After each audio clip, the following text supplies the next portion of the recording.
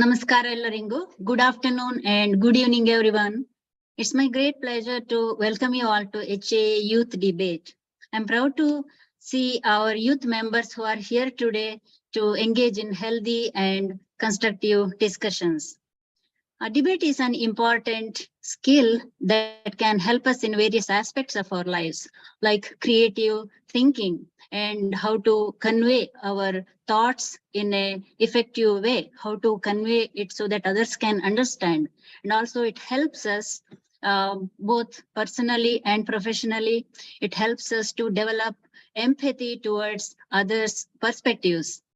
Overall, it helps us to broaden our knowledge because it challenges our assumptions and makes us explore and read and do more research. With that, I would like to extend a warm welcome to all the debaters from both the teams. We have an esteemed panel of distinguished judges, Bhim Bhatt, Ranjan Hegde, Kripa Hegde, Gopal Bhatt, and Anup Bhatt. Warm welcome to all the judges. Today's debate will be moderated by Sriram Sankaran. I would like to extend a warm welcome to Sriram. Today's live broadcast and technicality will be managed by Srinivas Hosamane. A warm welcome to Srinivas.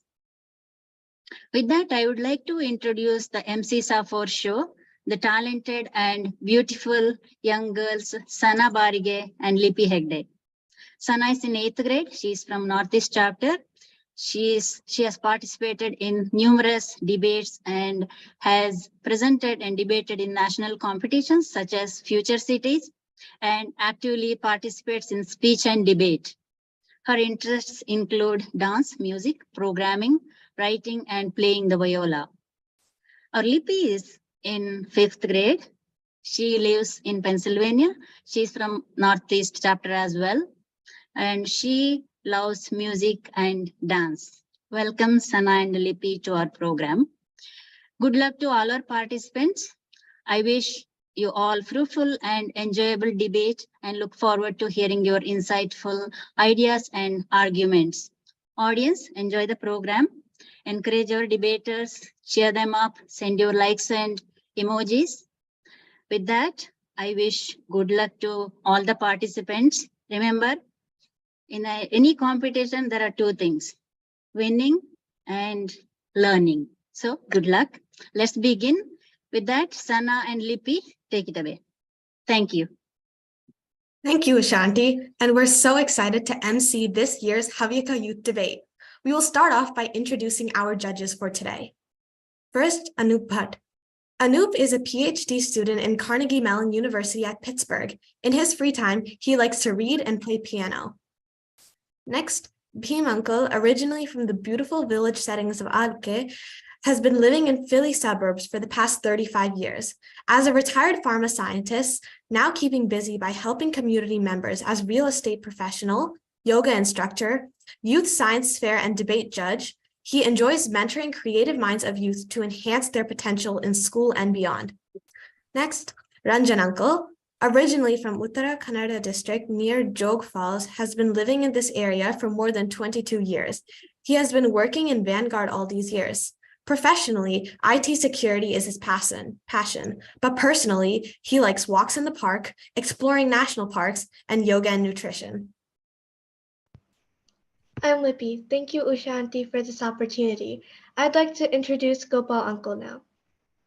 Gopal Uncle lives in North Wales, Pennsylvania. He enjoys music, gardening, hiking, and feeding birds and animals. Kripa Auntie lives in Seattle area and likes gardening, healthy cooking, and involvement in Havyaka community activities in her free time. And finally, the moderator of our debate today, Sriram Uncle. Sriram Uncle lives in New Jersey, enjoys sports, chess, and audio and video editing, and maintains a few YouTube channels. Now that our judges have been introduced, Sriram Uncle is going to take over. Over to you, Sriram Uncle. Thank you, Lipi. Thank you, Usha and Sana. Amazing day ಇವತ್ತು ಒಳ್ಳೆ ಮಳೆ ಎಲ್ಲ ಇದೆ. This debate has so many rules. Judgesಗೆ rules, participants ಗೆ rules. Just ನನಗೆ ಉಷಾಗೆ ಶ್ರೀನಿವಾಸ್ಗೆ ಏನು rule ಇಲ್ಲ. So we are kind of free bird. We can do whatever we want. almost whatever you want. So as part of the rules, ನಮಗೆ 20 ಜನ ಇದ್ದಾರೆ, like 20 speakers, 10 speaker on each side. There's going to be some starting remarks made by the opening speakers. There's going to be conclusion remarks made by the team leads, Arushi as well as Sachet, very talented. Through the process, ನೀವು what you hear from them, 2 minutes to 2.5 minutes ಇರ್ಬೋದು, is very small snippet of the amount of research they have put in the background. Today we'll be debating on 5 topics. The first one is homeschooling or traditional schooling. The second topic is universal healthcare, is it good or bad? Impact of social media, good or bad? Impact of AI, artificial intelligence, and future of nuclear bombs. 5 topics na debate ಮಾಡ್ತೀವಿ ನಾವು or discuss ಮಾಡ್ತೀವಿ. With that, without further ado, I'd like to invite our first 2 speakers from Team Lighting, Anshul Sharma, and Team Thunder Inda, Daya Bhatt. Daya Bhatt will be starting the homeschool debate.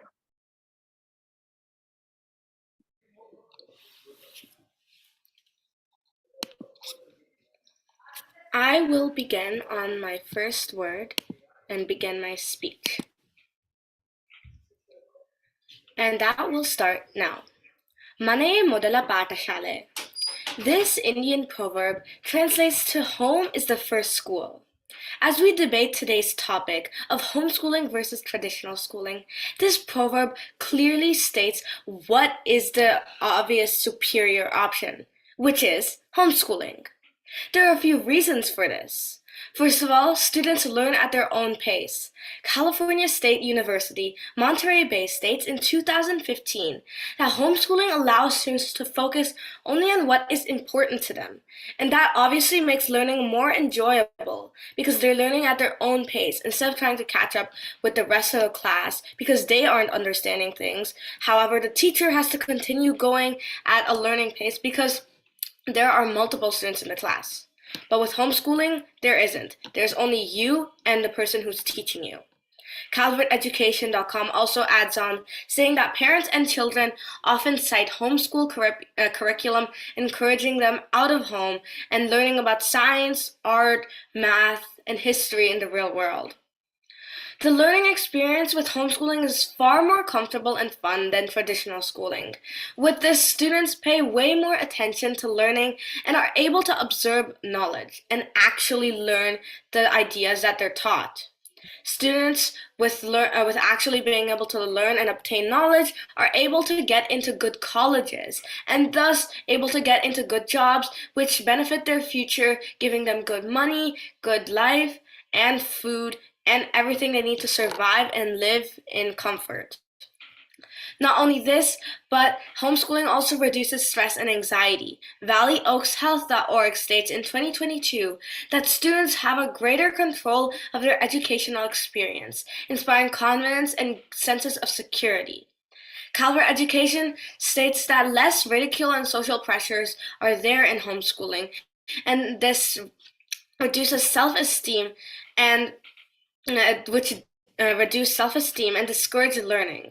Not to mention that there is literally no bullying in homeschooling. It's just you and your teacher, no one there to make rude remarks about you, your outfit, your looks, your personality.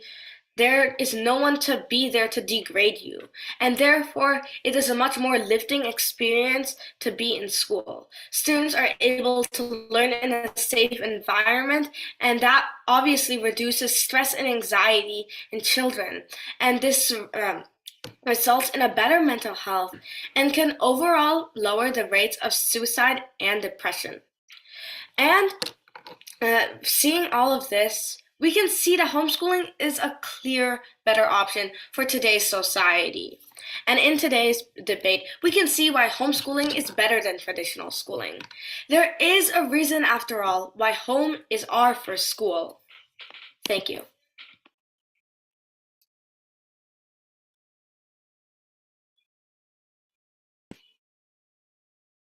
Anshul will go now. Hi, Yaliringu. Now I know what some people might be thinking. Homeschooling is the perfect solution to keep your children away from other little monsters, or their real name, kids. Who needs socialization when you can have your own private jail cell or life at home, right? Well, before you jump to conclusions, homeschooling has its major drawbacks. One of the main cons is the lack of socialization.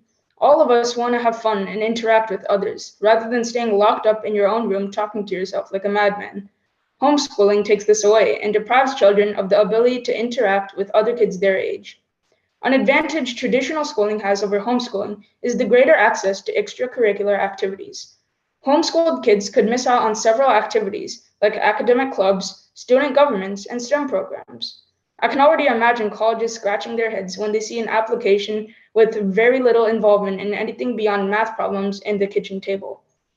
And another one, structure and organization. Homeschooling offers the freedom to wake up whenever you want, wear your pajamas all day, and study on the couch with a bag of chips by your side. It's like a permanent vacation with a side of educational neglect. Good luck developing those study habits and time management skills. Next up, I present a major disadvantage of being homeschooled, the level of education. Compare these two scenarios. The first one, being taught by an experienced and qualified educator, versus the second one, your parents frantically searching for some online worksheet while begging you to get out of bed. The first one, right? Take Arjuna from the Mahabharata. He was taught by sage Dronacharya along with the other Pandavas. This led to him being the exceptional archer that he is known for today. This was thanks to his education from an experienced teacher. Satya Nadella also attended traditional schools and colleges, and look where he ended up, the CEO of the tech monster, Microsoft. Neil Mohan, another CEO of YouTube, attended universities and schools rather than being taught at home. Nadella and Mohan are only some of the many successful Indian personalities that weren't homeschooled. In conclusion to my speech, homeschooling has its major disadvantages that one should look out for. With the disadvantages of homeschooling provided in my speech, it would be wise for one to stick to the traditional schooling environment. To conclude, Mani Shikshanandalu Sampradayaka Shikshanave Uttama. Homeschooling Eke Walladalla Matte Enna Ange Eppa Makkage traditional schooling Entike Tumba important heli Enna Vicharangala conclude Marte. Excellent opening statements by Anshul and Daya. From Daya, I just heard Manaye Modala Patashale. That was wonderfully said. Thank you for that. It reminded me of how my parents used to tell me that. And Anshul, all I heard from your speech is bag of chips. I feel like I have to go grab a bag of chips now, just to make the debate more interesting. Thank you very much. With that, we have next two speakers coming up from Team Lighting, Varun Bhatt, and from Team Thunder, Gaurav Bhatt. Gaurav will go first.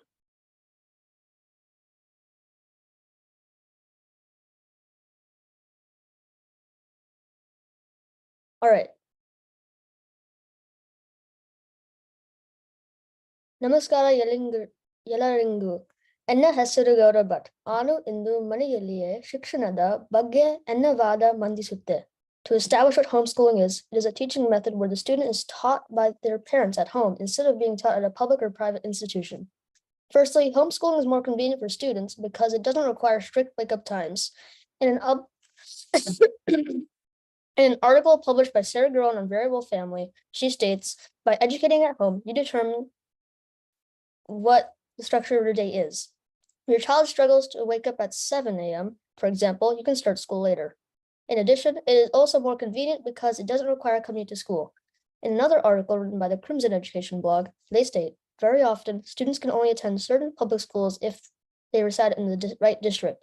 Afterwards, they state, as such, homeschooling saves time which can be spent doing further coursework, exploring personal interests, or spending more time with friends and family. The evidence from both of these sites show that homeschooling is more convenient because there isn't any commute and students don't have to wake up early. Next, homeschooling allows students to pursue their interests and provides educational liberties. An article published by Calvert Education on calverteducation.com states the following. If your child is struggling with a subject or a specific concept, you do not need to skip it and move on. Later on in the article, they state, homeschooling allows them to take all the time they need to ensure learning is taking place. Likewise, if they are ready to move on, they don't need to waste time on redundant or repetitive lessons. This evidence shows how students have more educational liberties when they are homeschooled, rather than when they're traditionally schooled, where they have to follow a strict curriculum. Additionally, in the article mentioned previously by Very Well Family, they state that practical skills, volunteering, and artistic pursuits can all be taught through homeschooling. In the article, it's also stated that teachable moments are always happening and not just during homeschooling or the curriculum. This shows how homeschooling allows students to have freedom in what they learn and review and relearn any subjects that they are struggling with. Moving on, homeschooling prevents peer pressure and bullying. The article stated by Calvert Education states, for example, homeschoolers do not have the same exposure to peer pressure and bullying, both of which are tied to poorer academic performance and lower self-esteem. This shows how homeschooling presents these issues and allows for higher self-esteem and academic performance. Bullying and self-esteem can also lead to depression and anxiety, both of which are extremely harmful to student mental health. With homeschooling preventing these things from happening, student mental health and well-being will be increased significantly. ಈಗ ನಾವು ನಮ್ಮ ಭಾರತದ ಪುರಾತನ ಗುರುಕುಲ ಶಿಕ್ಷಣ ಪದ್ಧತಿಯ ನೋಡುವ. An article from Times of India says that during the mythological age of India, gurus taught lessons intended for use in a form of homeschooling. The article also says that even when gurukuls or schools became popular, they still kept to these values of homeschooling. These examples from ancient India show that homeschooling is a superior option over traditional schooling. These pieces of evidence from Calvert Education, Crimson Education, Very Well Family, and Times of India show how homeschooling is better than traditional schooling because it's more convenient, better for student health, and provides educational freedom. It's clearly the superior option. Thank you.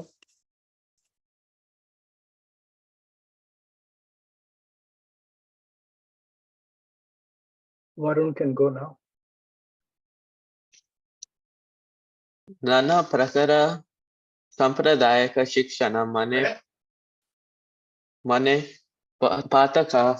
ಪಾಠಕ್ಕಿಂತ ಉತ್ತಮ. First, traditional schooling grants better education. Hello? Can I speak? Yes, Varun, go ahead. Okay. First, traditional schooling grants better education from an experienced teacher rather than being taught at home with a lower level of learning. I mean, who would you rather learn from? A qualified professional or your mom who still thinks Pluto is a planet? Another potential disadvantage of homeschooling is the strain it can put on the parent-teacher relationship, as the parent is responsible for both educating and disciplining their child. Imagine having to ground your kid for not doing their homework and then having to teach them algebra the next day. Additionally, there may be a lack of resources such as science lab, libraries, specialized equipment, and other things traditional schools have.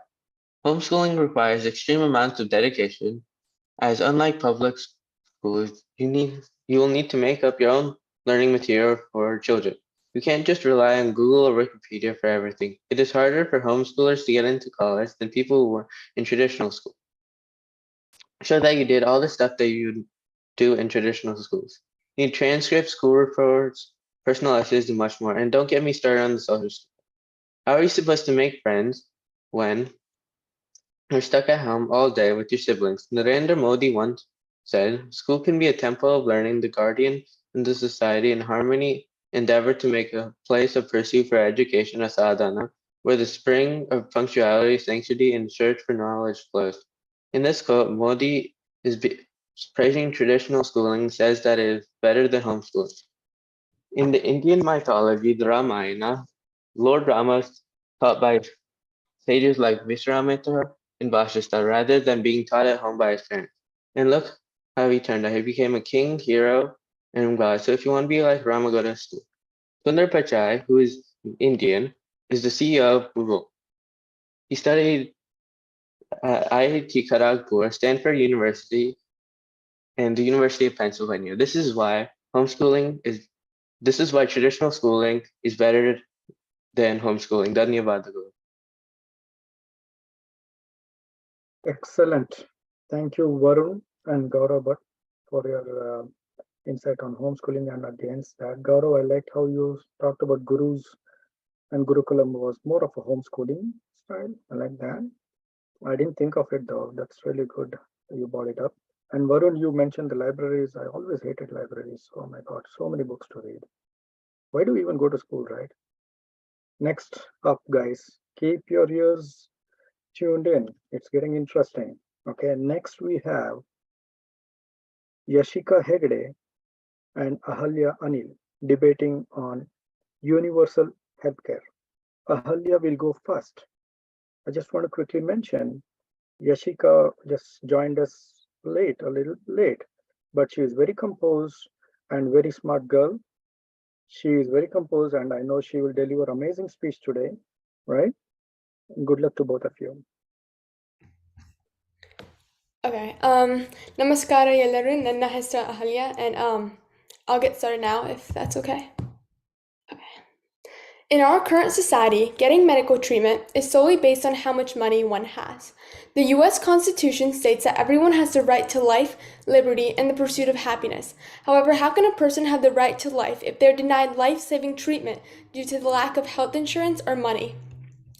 It is prevalent throughout the past and present that universal healthcare is the key to being prepared for healthcare emergencies and ensuring a well-functioning society through promoting physical health. My first contention states that Germany's successful universal healthcare system was crucial while battling the pandemic. Germany's healthcare system is considered one of the best in the world, offering its population universal health insurance coverage and comprehensive benefits with comparably low cost-sharing requirements. 85% of Germans express satisfaction with their healthcare, as opposed to the 35% of Americans who are satisfied with theirs. During the height of the pandemic, Germany had the 5th highest number of cases, yet Germany's fatality rate so far, just 0.5%, is the world's lowest by a long shot. My second contention states that universal healthcare was also practiced in the past to promote good health and a well-functioning society. Having a universal healthcare system ensures that everybody has access to medical treatment, which battles inequality and promotes societal welfare. This concept of universal healthcare and its benefits was understood by ancient civilizations. For example, the ancient Greeks were known for offering medical treatment to anyone and everyone who could pay a small fee no matter their social class. The ancient Greeks were also known for having a vivacious and productive society, which made tremendous contributions to our world today. And this is mainly because of their form of universal healthcare, which ensured the physical well-being of society. Even in Hindu mythology and epics, healthcare was valued. According to Dr. R. Ravindra Verma, a neonatal physician located in Kerala, India, recalls hearing a story in the Mahabharata of a fisherman's daughter who smelt a fish. One day, a sage came along and fell in love with her. During their short-lived affair, the sage blessed her, which made her odor-free. It turns out she had a condition caused by a deficiency of the liver enzyme trimethylamine oxidase. Treatment is simple dietary advice to avoid all foods that are the source of trimethylamine. Obviously, the sage in the story knew the condition and its treatment and rid the girl of this condition. This shows how advanced healthcare techniques were during ancient India and how they were used to change the lives of those treated. Even in the past, universal healthcare was known to be the key in order to have a well-functioning society, and in the present, after the pandemic, it has become more clear than ever how imperative universal healthcare is around the world. Thank you. Ishika can go now. Hello, I am the first speaker and our team negates the resolution of universal healthcare. ಇವತ್ತು ನಾನು universal healthcare ಬಗ್ಗೆ ಮಾತನಾಡುತ್ತಿದ್ದೇನೆ. ಇದು ತುಂಬಾ ಕಷ್ಟ ಮತ್ತು ತುಂಬಾ ತುಟ್ಟಿ.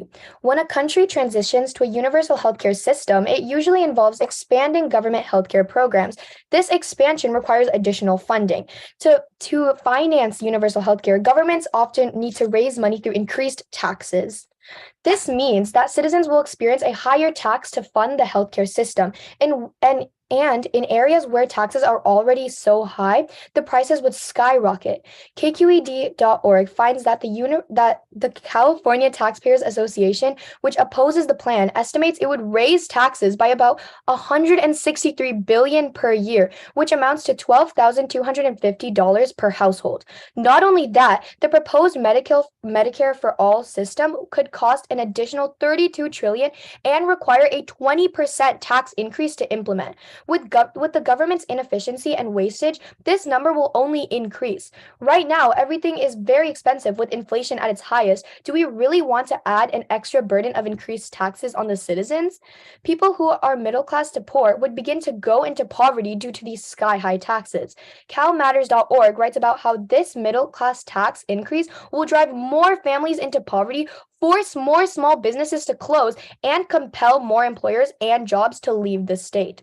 Those living comfortable lifestyles now would be kicked out of their homes and on the streets due to this major tax increase.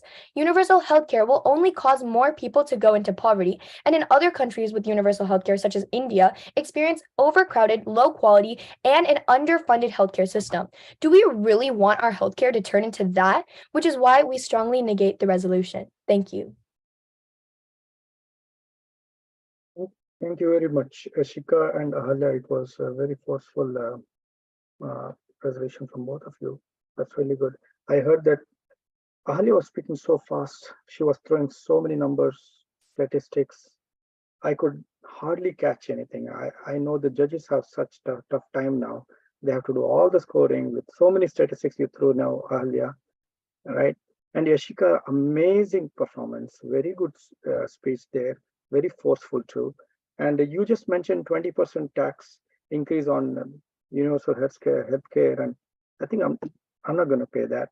And just a quick reminder for everyone here, like I'm getting 10% share, or no, 20% share of your winnings, right?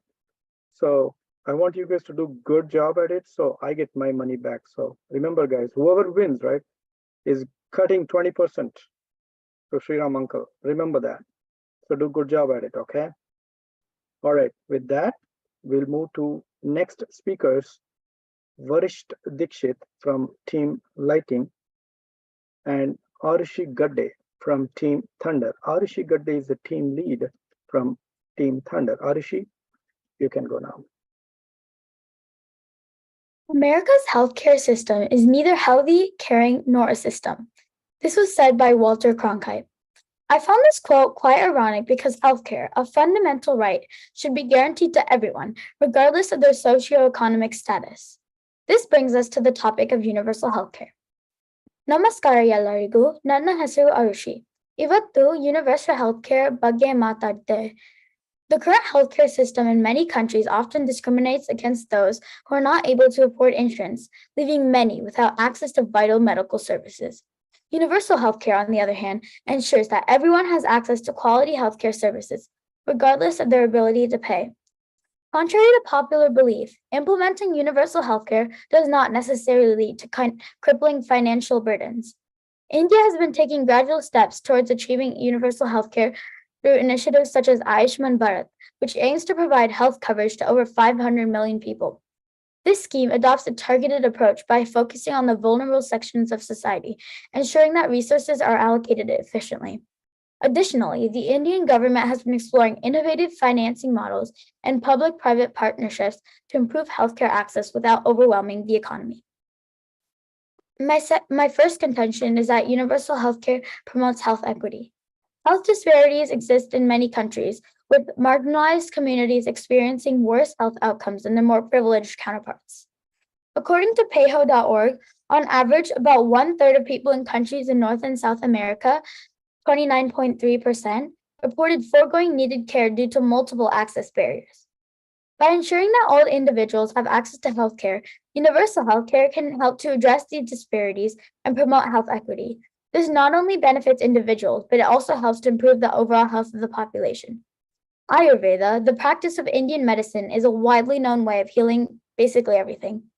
Nama purvajaru heldange, Ayur andre jiva, Veda andre jnana, aduve Ayurveda.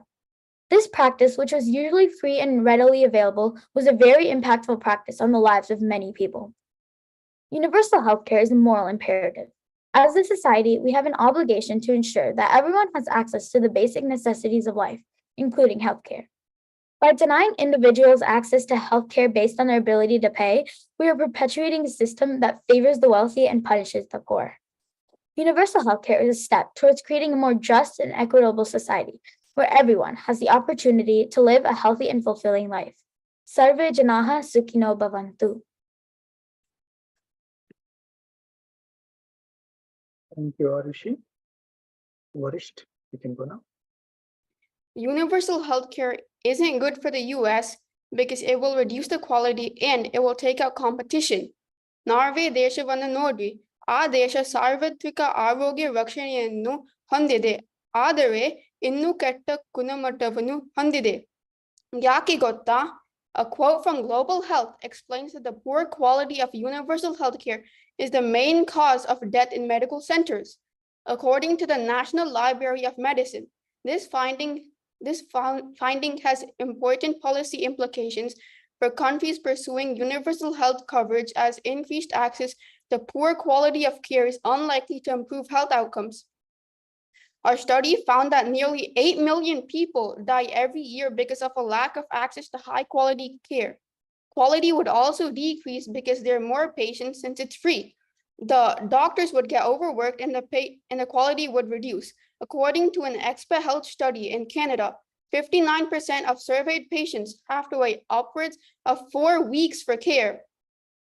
The more patients that are waiting in a doctor's office, the more rushed doctors are in order to meet with each and every patient. This will quickly lead to a decrease in the quality of the care for patients, showing that national healthcare is not a good choice for the citizens of the United States. Look at the Ayushman Bharat Jan Arogya Yojana, PMJ in India. The issues in this Yojana are not just related to finance and infrastructure. Patients who use this scheme are perceived as taking treatment free of charge. Thereby, they are not treated well due to people's participation. When the money goes from the top of the central government to the bottom, corruption will occur and there will be less money for hospitals, leading to less quality care. The second and final reason is that we need competition in the healthcare system. For instance, the United States is having a good healthcare system right now due to the competition. As stated by Donald Berwick, competition makes things come out right. Well, what does that mean in healthcare? More hospitals so they compete with each other, more doctors compete with each other, more companies. We set up war. Wait a minute, let's talk about the patient. The patient doesn't need war. This shows that healthcare companies need competition to succeed. Universal healthcare can turn the world into ruins. Thank you. Thank you very much, Arishi and Varisht. Excellent speaking there. I remember, Arishi, you mentioned Ayurveda, our ancient Indian medical science, which is still alive and being practiced very aggressively back home in India. That's a very good mention there. And Varish, you mentioned about quality compromise. I think that is true actually. With that, if we compromise quality, then people are going to start dying, right? So that doesn't work. So anyway, with that, we'll move to our next debaters. Samrit Bhatt from Team Lighting and Nachiket Hegde from Team Thunder. Nachiket and Samrit will be talking about impact of social media. Samrit will start the discussion by talking about positive impact of social media. ಕಾಲ ಕೆಟ್ಟಿತೆಂದು ಜನರು ಹೇಳುತ್ತಾರೆ, ಆದರೆ ಕಾಲ ಕೆಡುವುದಿಲ್ಲ. ಕೆಡುವುದು ಜನರ ನಡತೆ ಮತ್ತೆ ಆಚಾರ ವಿಚಾರ ಮಾತ್ರ. This was said by Swami Vivekananda. Social media has helped people in many ways. People have discovered new ways to communicate and collaborate through social media. Social media gives everybody an equal voice. There are no gatekeepers when you publish your thoughts on your social profile. You can write anything and anyone has the chance to view it. It's truly democratized media and given everybody a chance through which they can communicate. My next point is there is increased transparency in social media. Consumers are now more able to really see who they're paying their money to. With more access to each community and its employees, and there are many more ways to share such insights, both positive and negative. Companies need to be much more careful in what they say and what they do, because everything is now public and easier to access. Social media has also impacted the spreading of awareness in many different positive ways. In 2014, the ALS Association spread awareness of the Lou Gehrig's disease. They used a challenge called the Ice Bucket Challenge, where they dumped ice cold water on their head or somebody else's head to spread awareness of the disease. If they did, they would spread it to somebody else, or else they had to give a huge sum of money for donation. They raised 115 million just in donations. Speaking of help, social media has the power to reach millions around the world. Celebrities such as Dwayne The Rock Johnson, Serena Williams, and Adele have opened up about struggles faced on mental health and how they sought help to get better. These kinds of shares and posts help take the stigma out of mental illnesses. I would now like to end my speech with my personal story. Nan ಮಾವ ಯಲ್ಲಾಪುರದಲ್ಲಿ ಒಂದು rural ಹಳ್ಳಿಯಲ್ಲಿ ಇರ್ತ. ಅವ ಒಂದು rare kidney disease ಇಂದ suffer ಆಗ್ತಿದ್ದ. ಅವ ತೋಟ ಬಿಟ್ರೆ ಬೇರೆ ಏನು ಇನ್ಕಮ್ ಇಲ್ಲ ಅವಗೆ. ಅದಕ್ಕೆಯ ಅವ ಕ್ರೌಡ್ ಫಂಡಿಂಗ್ ಮಾಡ್ಕೊಂಡು ಅದರಿಂದ ನೆಸೆಸರಿ ಮನಿ ಬಂತು. ಕಡೆಗೆ ಕಿಡ್ನಿ ಟ್ರಾನ್ಸ್ಪ್ಲಾಂಟ್ ಸಕ್ಸಸ್ಫುಲಿ ಮಾಡಿದ್ದ. ಅವಂಗೆ ಸೋಷಿಯಲ್ ಮೀಡಿಯಾ ಇಲ್ಲದ್ರೆ ಇದ್ಯಾನ್ಸು ಆಗ್ತಿರ್ಲಿಲ್ಲ. ಧನ್ಯವಾದ. Thank you, Nachiket. You're on.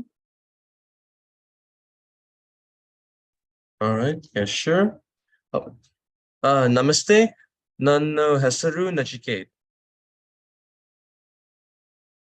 All right. Judge, you may start on my first word. First, addiction. Teenagers, the future adults of tomorrow, are being corrupted by social media at a very small and young age. Science says that people who use social media excessively develop a psychological addiction to it. Social media addiction has affected the global teenage population in a majority in negative ways. With the rate at which teenagers have been addicted, one can compare social media to the current opioid crisis that's happening in the US. And addiction also hurts teens' sleep schedules too. Side once again states that studies show that when people spend too much time on social media, they have trouble getting sleep, leading to insomnia and other sleep disorders. This is especially bad because many teens are in middle or high school, which requires a student's concentration on their academics, with the students either concentrating on their social media or phone or cannot concentrate due to lack of sleep. Many will find it hard to meet school expectations and finish assignments and do well on tests. This will cause many to maybe even fail school. When a privateprofessor.com, students who were addicted to social networking have significantly lower academic performance than students who are not addicted to networking. This leads to, at best, less innovative, less academically intelligent individuals, and at worst, it can lead to unemployment and poverty as they fail school and have a hard time getting a job. Our second point is eye damage and blindness. Many digital devices emit blue light, which can be extremely harmful to one's eyes, damaging the retina. This is backed up by scientists too. And the University of Pittsburgh states that blue light can damage light-sensitive cells in the retina. This can lead to early-age macular degeneration, which can lead to blindness. This causes the obvious impact of blindness, making hundreds of young people blind.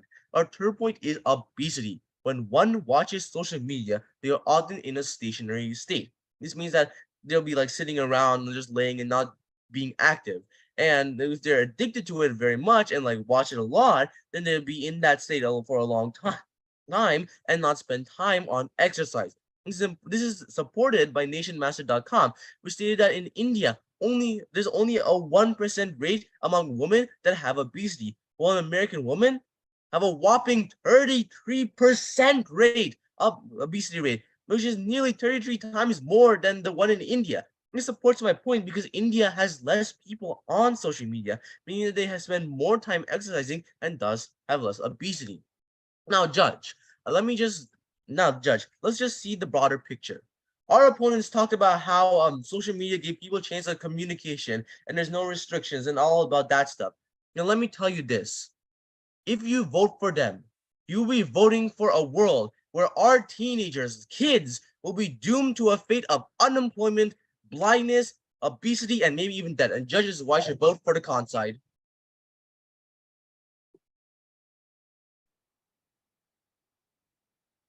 Thank you very much, Samrit and Nachiket.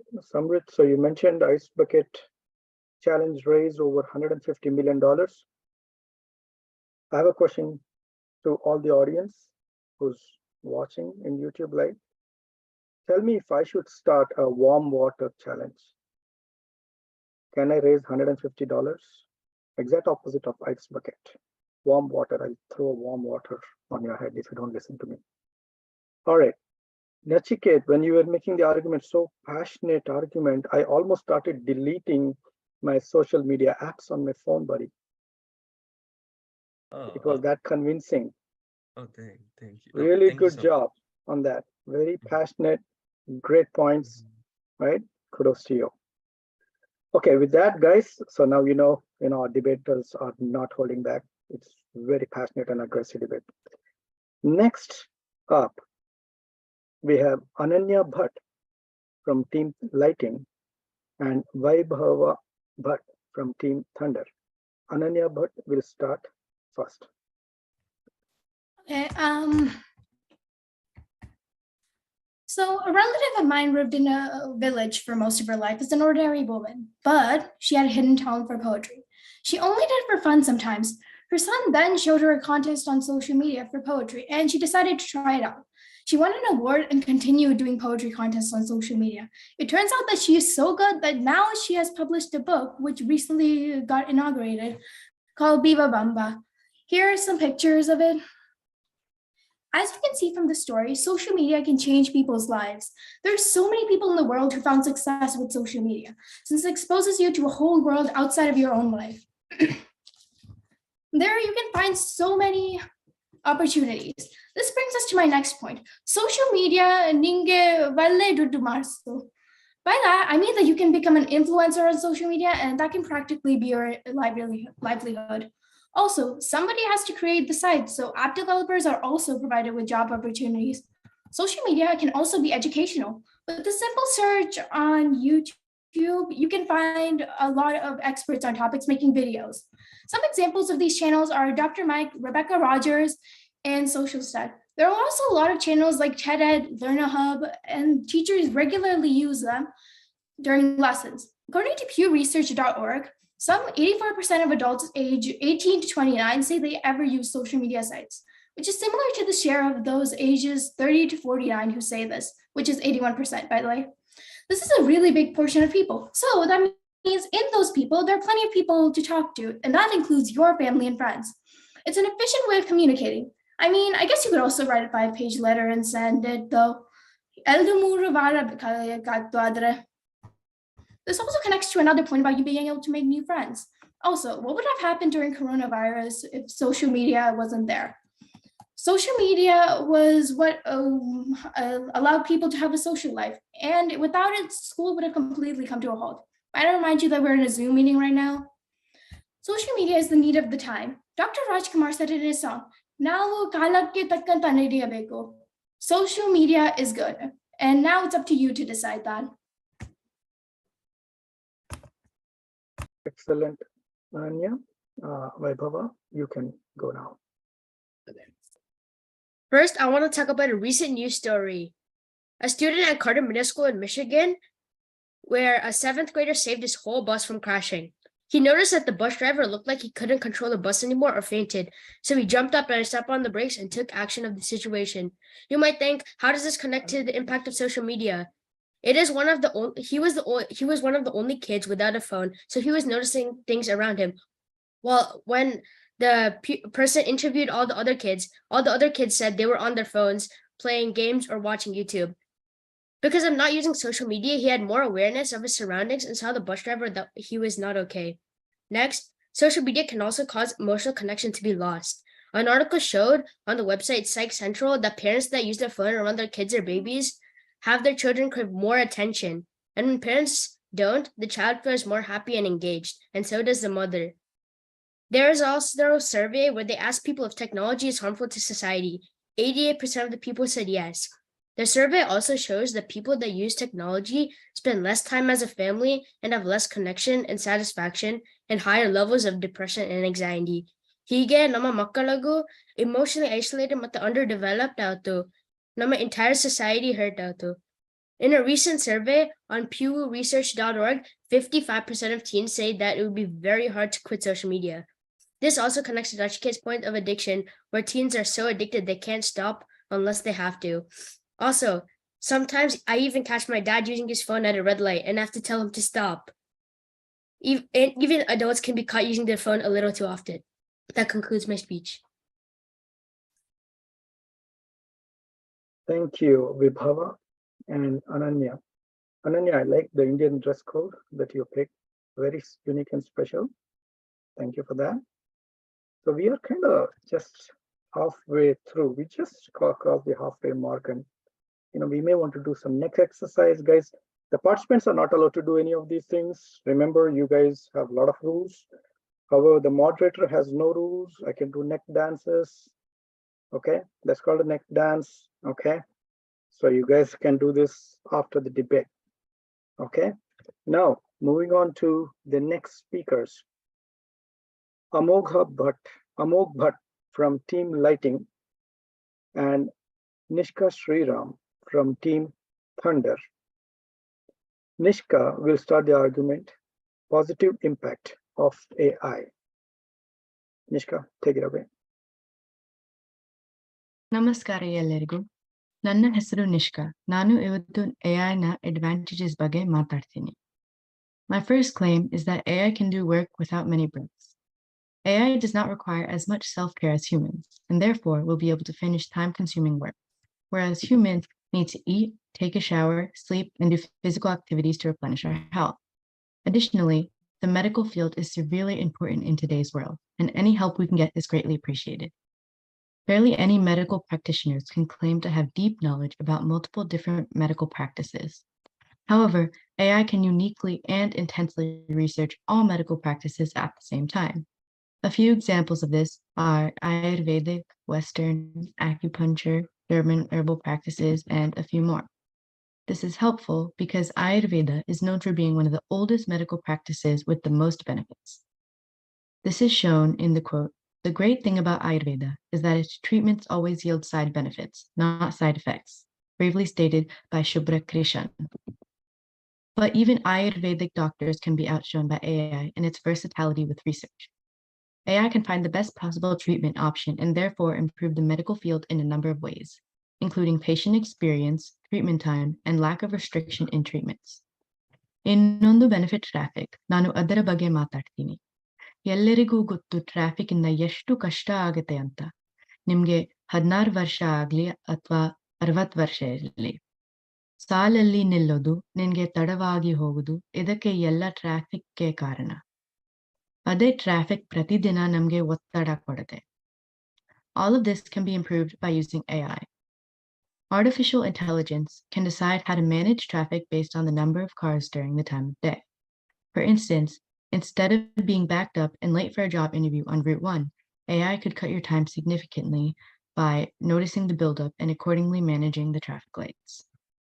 This could be a life-changing improvement in all of our daily lives. Implementing AI can improve our health by reducing recurring stress, increasing productivity, and saving us from increasing gas prices.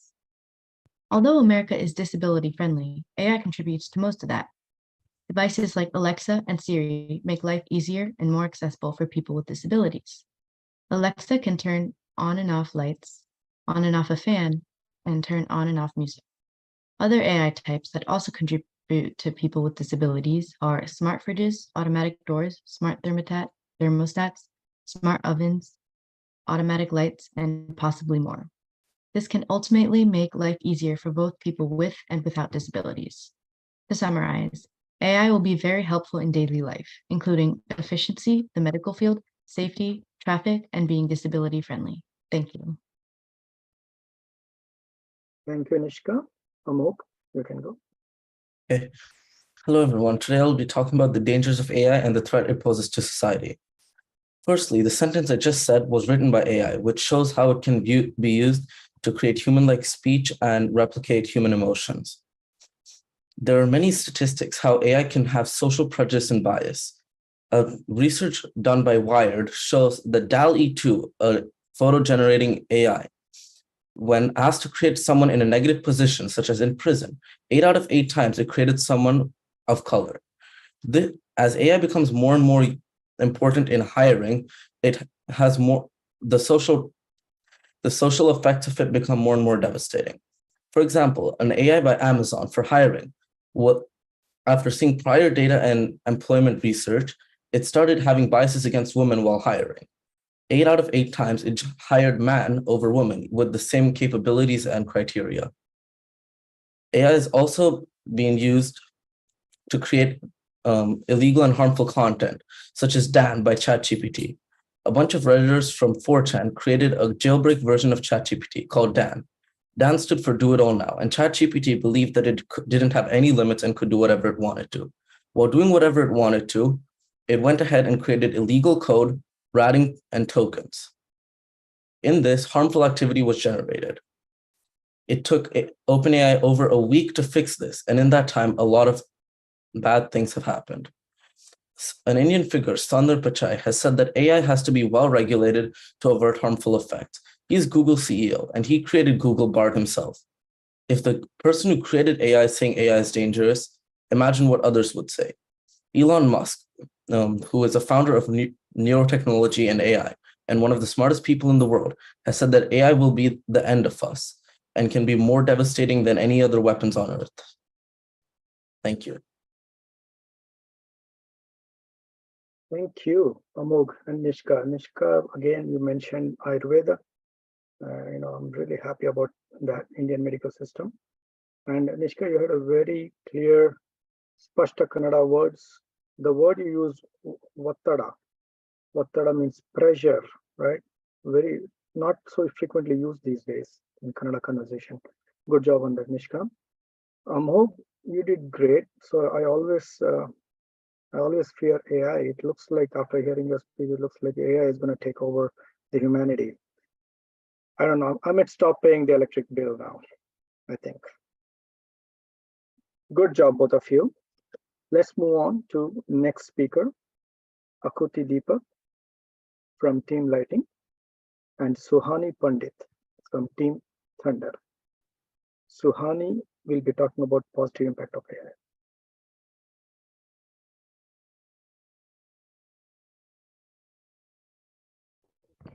Adding to Nishka's speech, AI can predict outcomes. This feature can help a lot of businesses. One department it'll help most is the weather department. The weather department can use this machinery to predict the weather ahead of time. This will help you plan outdoor activities sooner and wear appropriate clothing. An example of a machine that already predicts the weather is a satellite. The satellite watches weather patterns from space as we speak. Supporting my previous statement, AI is also able to reduce human error. It is accurate and fast. According to the Western Governors University article on AI, with the assistance of AI, research and data scientists can better analyze patterns, predict outcomes, and make adjustments in half time. Information like that would have taken months to collect if we humans were doing the job. With AI, collecting information takes minutes, if not seconds. In conclusion, AI can help society in daily life and long-term projects. Not only that, but AI can analyze upcoming trends. One example of this can be AI informing stores about the products that people will most likely buy. If a population of kids are interested in toy cars during Christmas time, parents will most likely buy toy cars for their children. AI can notify the stores of this information, and the businesses can restock or change their prices for their own benefit. This will result in businesses earning more profit. However, this can also benefit you. Say you need a last-minute gift from your favorite store, Target. But once you arrive, all the gifts are sold out. Instead of being happy, you're dissatisfied and mad for returning empty-handed. Businesses can improve customer experience and profit by using AI. As you can see, AI will single-handedly enhance everyone's daily tasks. AI ವಿದ್ಯಾರ್ಥಿಗಳಿಗೂ ಸಹಾಯ ಮಾಡ್ತು. One example is Grammarly Go, which is a type of AI that corrects grammar, punctuation, and spelling. The types of AI that help us with daily life are endless, really. All of these reasons say the same. AI is a tool that can be beneficial to everyone and that can help in multiple ways. Thank you. Suhani, okay. Apati can go now. Hi everyone. As AI gets more prevalent in our lives, we sometimes overlook the dangers lurking behind the screen. Elon Musk has said that AI is one of the greatest threats to humanity.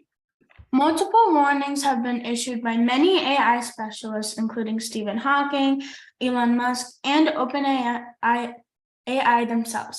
These warnings indicate that AI is to be regarded with caution, should be monitored and kept on a tight leash. It is possible for AI to make false statements. AI models are trained using unrepresentative data. According to Kevin McKinney, a former editor of Defense Systems and GCN, artificial intelligence contributes to false news around the world. AI agents spread inaccurate or misleading information to targeted audience through manipulations of text, images, videos, voices, which may become more difficult in the future. This could result in the world becoming a house of mirrors. In addition to automation and energy transition technologies, AI has also been considered a disruptive technology. Compared to the past technology disruptions, the stakes may be higher this time. Stephen Hawking once said, "The development of artificial intelligence could spell the end of human race. It would take off on its own and redesign itself at an ever-increasing rate." This shows that the world's most famous theoretical physicist also fears that artificial intelligence could harm humanity. Here's a joke. Why did the AI cross the road? To get to the other algorithm. In the Bhagavad Gita, Krishna says, "Intelligence is higher than the mind." This ties to AI because when smartphones were invented, people stopped memorizing their phone numbers. Similarly, if we use AI more, then people may use their minds less, causing a dumber future generation. In conclusion, AI ಸುಳ್ಳು ಮಾಹಿತಿ ಮತ್ತು ನಿರುದ್ಯೋಗವನ್ನು ನೀಡಬಹುದು. Thank you for listening. Thank you, Suhani and Akuti. Suhani, your argument was very strong. You said, AI may help the society, which is very good line of argument. And Akuti, I really liked how you added the humor or the joke. It looks like only Akuti listened to me. I kept saying, add humor to your speech, make it funny. And Akuti did it. I'm so proud of you. Thank you so much for that. I don't know if the audience noticed. So both the teams have theme-based dress code. So after I said this, maybe you noticed, either it's blue or black. These two are fighting for the ultimate cup, but good luck to both, right?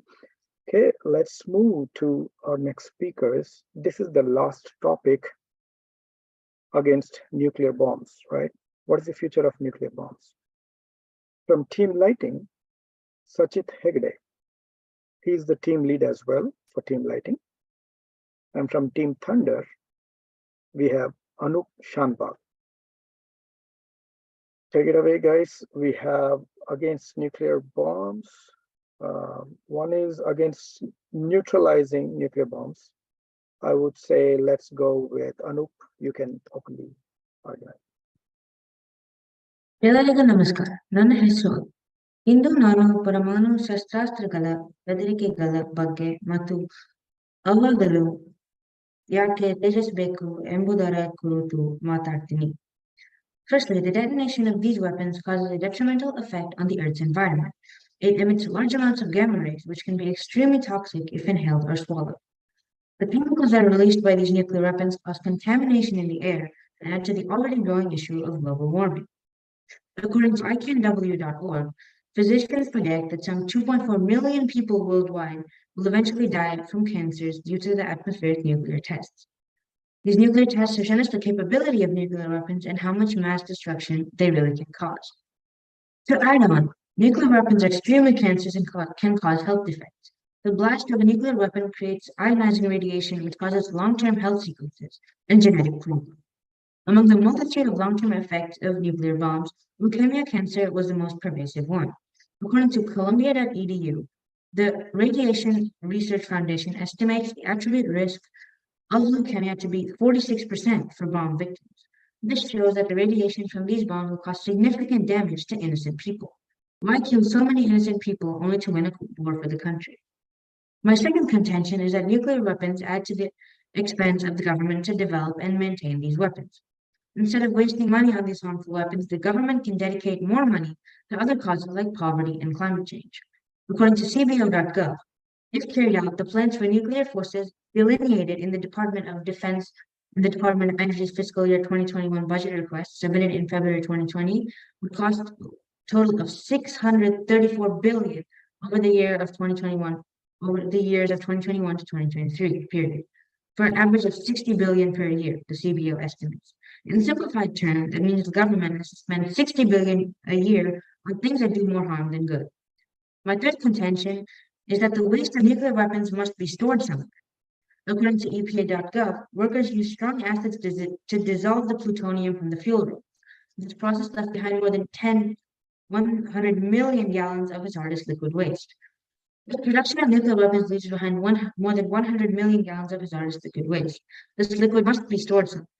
On Earth, there is no such place like this, so the material often gets littered and thrown into the world's oceans. This process takes away many sea animals' lives, and we should get rid of nuclear weapons right away.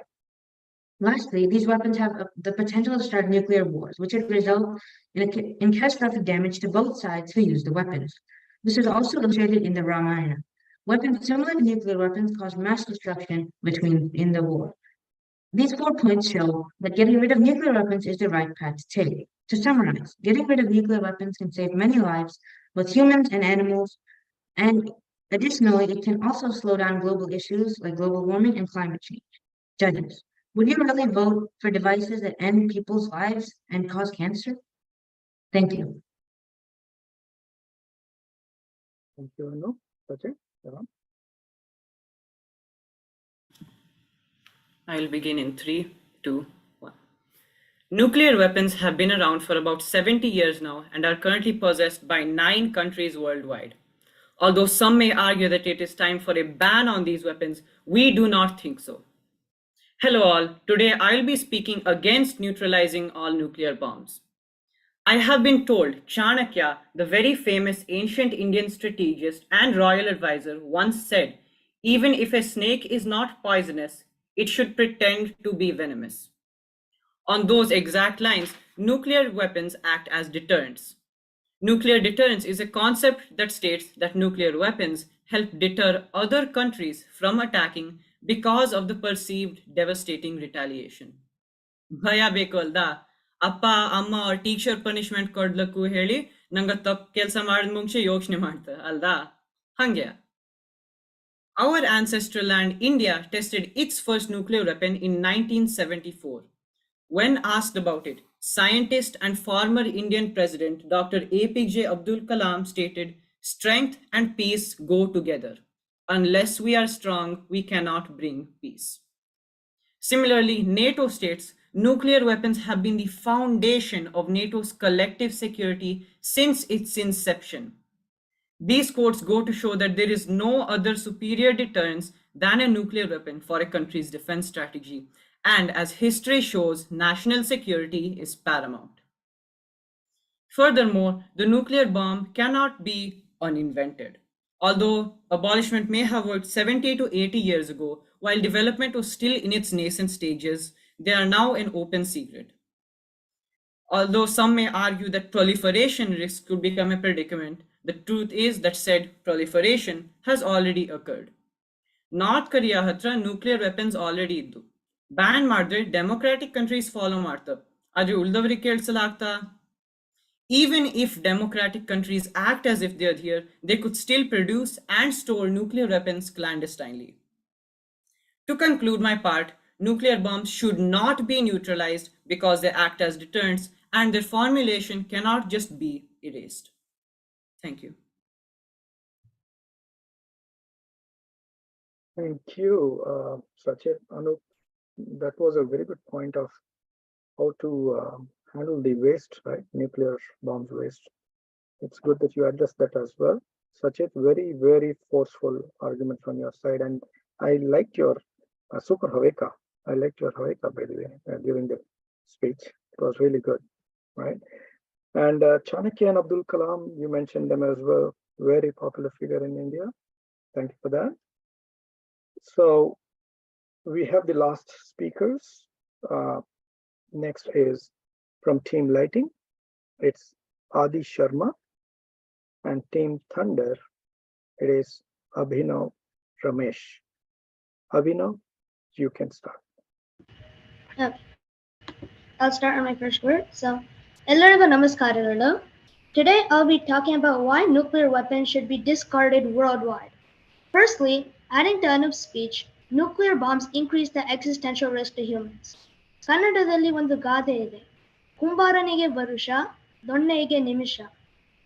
This ಗಾದೆ means that it takes a pot maker 1 year to build his pot, but someone trying to destroy it can break it in less than a minute. This is similar to nuclear bombs, as nuclear bombs can level entire cities and their populations in seconds. Even long back in the Mahabharata, it is said that weapons that were similar to nuclear weapons caused mass destructions. They killed millions of people. Robert Oppenheimer, the creator of the nuclear bomb, even said that he was inspired by the stories in the Mahabharata to create his invention. More recently, nuclear bombs have caused even bigger destruction, one major point being World War II, the effects on Hiroshima and Nagasaki. Around 200,000 people died in this incident. However, we have to keep in mind that these weapons detonated in Hiroshima and Nagasaki are not the real deal. They pale in comparison to the nuclear bombs held in possession by countries like the US and Russia right now. The little boy launched in Hiroshima was only 15 kilotons. The fat man launched in Nagasaki was 21. However, the largest nuclear bomb ever tested and is held in possession by Russia, the Tsar Bomba, has a force of 50 megatons. This might be hard to take into perception, but that's about 3,800 times more powerful than the weapons used in World War II. My second contention is that nuclear weapons are made of non-renewable materials. Most nuclear bombs are made of a substance called uranium. Uranium is a non-renewable resource. Using too much can lead to the absence of these resources on our planet, leaving us with less. Nuclear bomb detonations also result in gases being released into our atmosphere, contributing to global warming. And we all know how big of an issue global warming is right now. My third contention is the chances of terrorism. We all know that nukes are powerful and they should be kept safely. However, there's a chance of these weapons getting into the wrong hands. If they get into the hands of terrorists, major issues will occur. They'll launch it and detonate them in major cities, possibly just for their enjoyment of watching people suffer and die. We all don't want this to happen. In conclusion, I think that nuclear weapons are a threat to humanity and all the living beings on Earth, and that they should be discarded worldwide. Thank you. Thank you, Abhinav. Adi, you're on.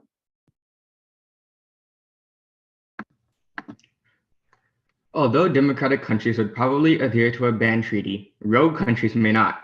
For example, Russia violated international law by starting the Russia-Ukraine war. The same applies to terrorists. Abolishing these weapons is also simply not an ideal goal, since the knowledge on making one has already been leaked. This adds to the fact that only rational countries will adhere to the ban, making it even less safe. And with that argument, most nuclear-powered countries do not want nuclear bombs banned, as it prevents them from going to regular war with each other, let alone a nuclear war. In addition, not having nuclear bombs means two things. There's a loss of power balance, and that leads to more wars. India itself has its own nuclear arsenal for this reason, not to start war, but to protect peace. It's not a coincidence that the first bomb that India had is called Smiling Buddha, and it was created to protect the peace.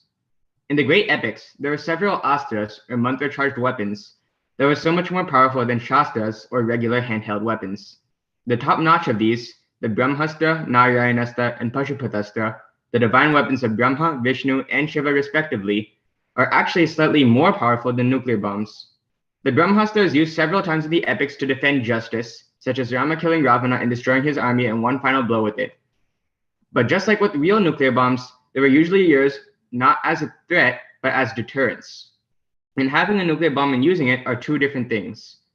For example, despite Arjuna acquiring the Pashupatastra from Shiva, he never used it once, not even in the Kurukshetra war. Even the Brahmashiras, the godly weapon 4 times more powerful than the Brahmastra and 5 times more powerful than a weapon of mass destruction, was used only twice in history. In fact, that's the same amount as how the nuclear bomb was used in history, where Arjuna used it against the Kaurava army and to neutralize another Brahmashiras. In the same way, countries don't have a nuclear bomb to use, but rather to deter against both regular and nuclear war. Trump also gave a speech on how, since both the US and Russia have nuclear bombs, war is being deterred between the two countries. In fact, it's possible that that's the only thing preventing the US and Russia from going to war over the current one between Russia and Ukraine. To conclude my part, ಬಾಂಬುಗಳು ಯುದ್ಧವನ್ನು ತಡೆಯಲು ಮತ್ತು ಶಾಂತಿಯನ್ನು ರಕ್ಷಿಸಲು ಬಳಸಲಾಗುತ್ತದೆ. ಯುದ್ಧವನ್ನು ಪ್ರಾರಂಭಿಸಲು ಅಲ್ಲ. In one of your earlier arguments, you said that nuclear bombs have a detrimental effect on Earth's environment, they create cancer, they change DNA in humans, etc. My counter to that is that they aren't meant to be used. As I stated earlier in one of my points, nuclear bombs are meant to be used as deterrents to prevent countries from going to regular hot war, let alone a nuclear war. The best example of this is the Cold War between the US and Russia. The term Cold War implies that there was never actually a real war with guns, bombs, let alone nuclear bombs, between the US and Russia, because since both had nuclear powers, they never actually wanted to use it, knowing that if they used nuclear bombs, neither side would end up the victor. So nuclear bombs are actually used as deterrents. In fact, it was only used twice in history, the same amount of times as the Brahmashrigas in the epics. You said that earlier that nuclear waste gets thrown in the ocean. This is not entirely true. Nuclear waste is deposited in nuclear waste facilities designed for containing and disposing of waste to not harm civilians. There are several sectors of nuclear waste that civilians are not and do not enter, and for good reason, so that they don't get contaminated by radiation. That's it. Thank you, Abhinav and Adi. Abhinav, super Kannada, I know you speak good Kannada. ಕುಂಬಾರನಿಗೆ ವರ್ಷ, ದೊನ್ನೇರಾಯನಿಗೆ ನಿಮಿಷ. That's very aptly put. And Adi, Brahmastra, right, used twice in the history, in our mythology, and nuclear bombs used twice so far. It's a very good battle there. I like that. Good job on that. Okay, so all the speakers and all the topics have been discussed now. All the speakers spoke. And now we are to the conclusion of a debate itself. From Team Lighting, Sachit Hegde, and from Team Thunder, Arushi Gadde. Both are team leads, and they are here to make their concluding remarks and tell us why their team did better over the other. Sachit and Arushi, over to you guys. Sachit, you can start.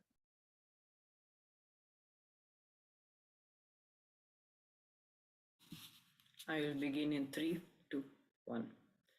ನಮಸ್ಕಾರ, ನಂಗೆ ಎಲ್ಲ tick talk ಜನರೇಷನ್ದವು.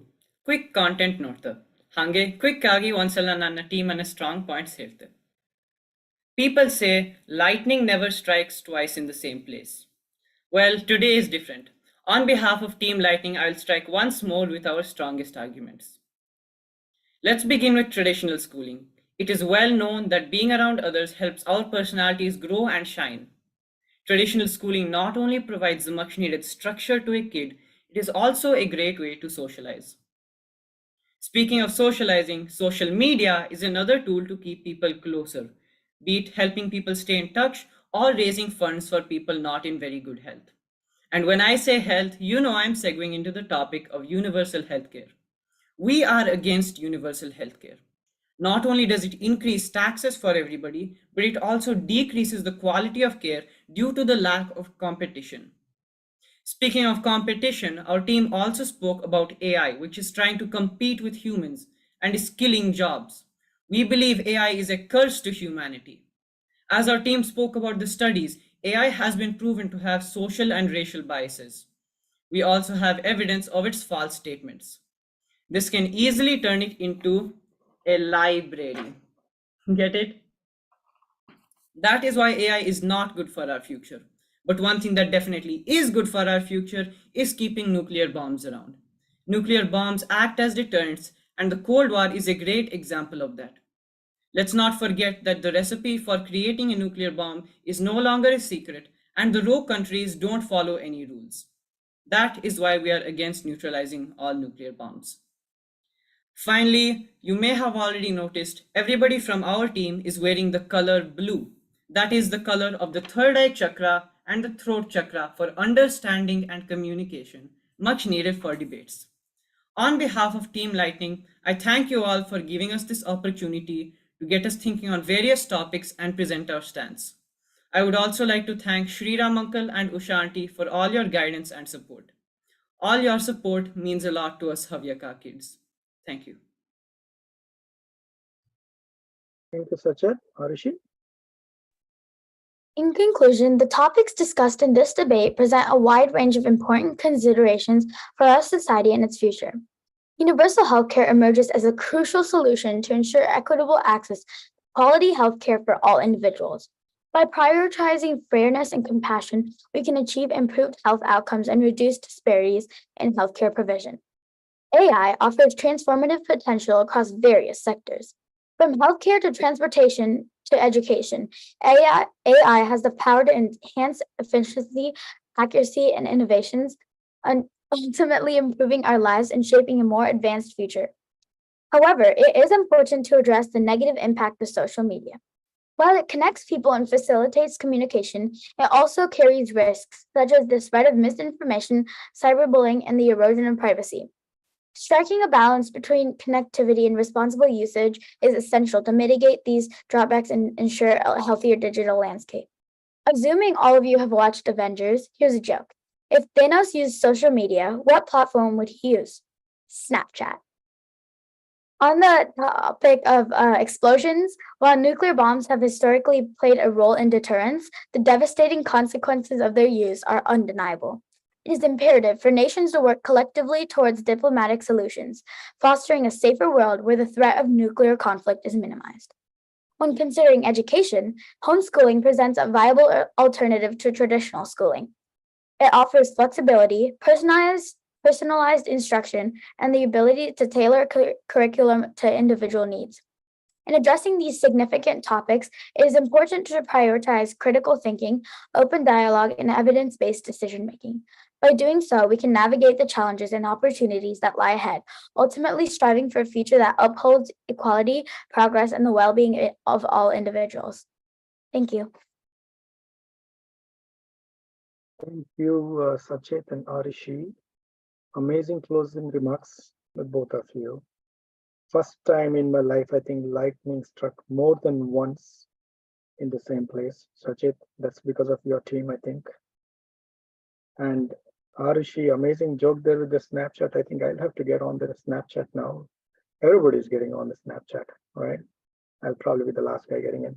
And also, Sachet, the library thing was good. It reminds me why I never went to library, man. During my schooling and college, I hated library. Now I know why I never went to library. That was good. Great closing remarks, both of you. Now, with that, I know that there's some question answers here. Okay, so there's some question answers here. Yes, I will open the floor up. This is the rebuttal time. It's about 5:20, 5:22. So let's have about 30 minutes of rebuttal time. So please be respectful of the floor. Do not talk over each other. Don't just unmute and start barking, right? So be respectful of it. Ask questions. You need to highlight your team name and the question being directed to an individual or the team. And you can go back and forth. I'll allow two depth. That is, you can ask one follow-up question on your main question. So after that, I'll cut you guys off. You can't keep going back and forth on the same topic like more than 2 times or 3 times. Yes, they are.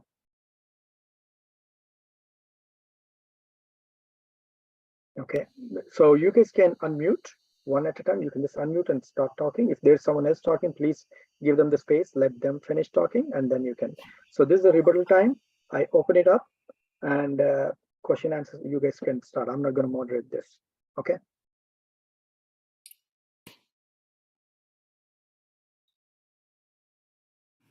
Hello, this is Sakshet Hegde from Team Lightning. I would like to point out a false statement from Nachiket Hegde. He stated that only 1% of women in India are obese, which is actually very far off, because according to the National Library of Medicine themselves, a whopping 23% of women are obese in India when compared to 27.5 in the US. Although you may have been right when saying that obesity is higher in the US when it comes to women, the exaggeration was a bit too large. And also, it doesn't really connect too much to social media, because when you're going to social media, then you go to negative effects, then you go to depression, then you go to obesity. That can be called a slippery slope fallacy. And it doesn't follow the logical rules that are good for an argument.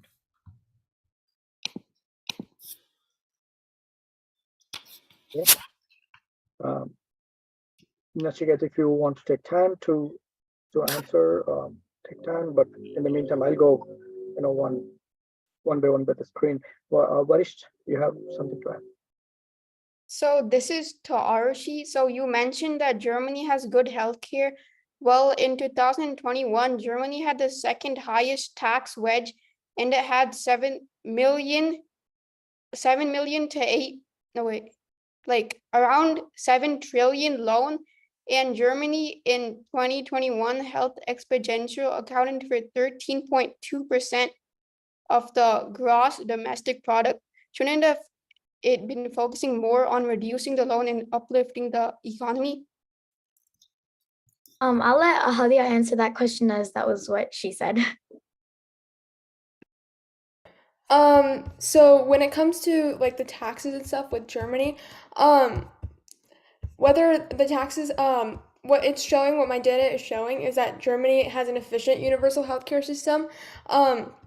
And that like their like fatality rates are very low, and actually like despite like compared to other like universal healthcare systems and other healthcare systems as well, Germany is considered to have low cost sharing requirements. And like I mentioned, 85% of Germans express satisfaction with their healthcare. So that only goes to increase like the satisfaction that Germans have with their healthcare and how the price that they believe they're getting it at. So that's like that would be my reply back to your question. But they're spending a lot of money, so like they should instead not spend that money on healthcare and start like trying to spend it on other stuff. May I rebut to that, or is that? You can, Alia. Okay. It is up to the country to decide how they want to spend their money. Germany decides to prioritize the health of their population, which I think is a very good priority, as according to the World Health Organization and according to many of the global organizations, having good health or like providing healthcare is one of the basic needs or basic services a country should provide. So I'm not sure what better service Germany can provide or allocate their money spending to besides keeping their population healthy and giving their citizens the right to life. Like I mentioned during the pandemic, Germany's fatality rate at the height of the pandemic was just 0.5%, which was one of the lowest by far, long shot. So Germany is giving its populations the service of being able to live a fulfilling life and to have healthcare. And I'm not sure how else they would be able to allocate those funds and still get the satisfaction from their population. Thank you. Okay, Daya, you can go ahead now. I know you raised hand before. So people speaking on the negation of homeschooling, particularly I remember Varun and Anshul, and I'm pretty sure. They stated that students won't be able to get social interactions. However, considering that in the modern generation, many people have lots of social anxiety, Polaris Teen Center states in 2019 that social anxiety disorders affect 1 out of 3 adolescents between the ages of 13 and 18-year-old. And over 19 million people across America suffer from social anxiety. We can see that the social interactions that you guys were talking about are that you think is helping our children are actually harming them, considering lots of them have social anxiety disorders.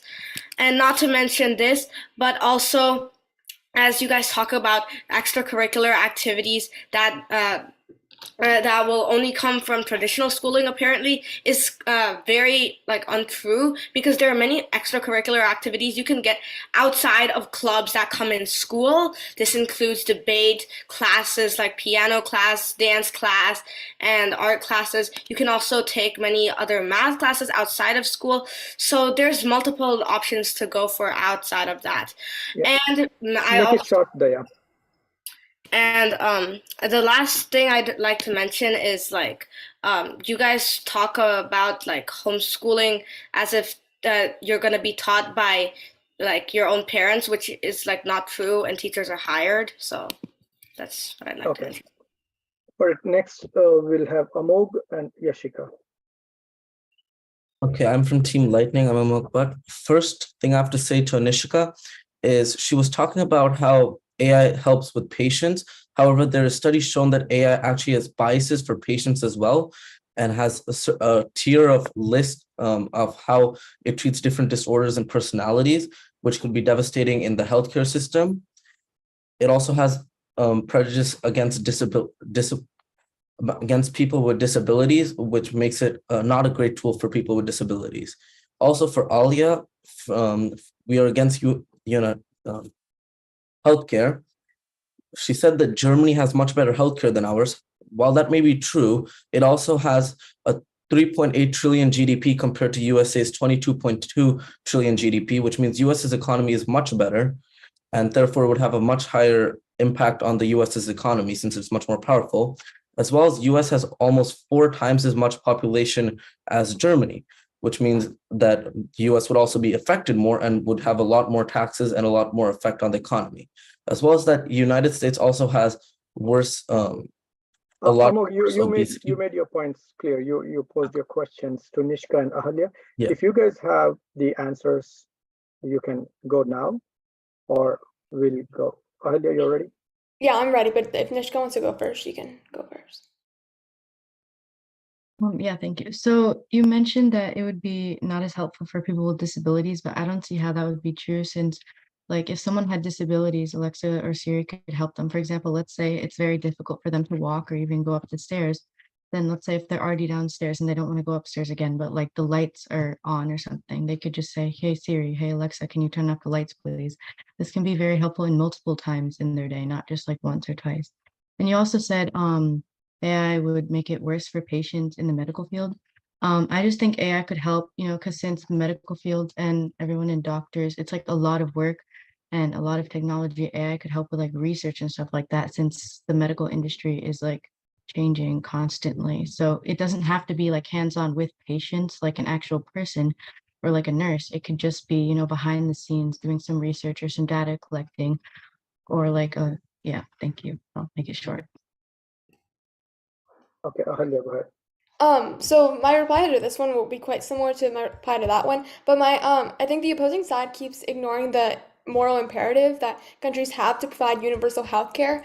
Like in populations and countries, there's so much inequality. It is known that like race has a factor to the healthcare you're getting, and like I think the opposing side is basically ignoring the moral imperative and are focusing only on the economic perspective from it. And like I mentioned before, the best service Germany can do to their population is give them the tax-paying money. And there are some Germans that are willing to pay that money. Like I mentioned, 85% of Germans express satisfaction with their healthcare. That includes their taxes. And it's just because Germans and the country of Germany prioritizes their health over economic gains. Okay, quickly, thank you. If you guys already spoke and you don't need to contribute, you can put your hand down. That way I know who is still in line. Yashika and I have one more thing to say to them about Good. Okay, for Nishika, while that may be true, and Alexa and Siri might be helping people with disabilities, larger AIs can also create larger gaps for people with disabilities, which ends up in worse situations, such as for hiring. If people with disabilities get less jobs, they get less money, and that results in a worse situation for them overall.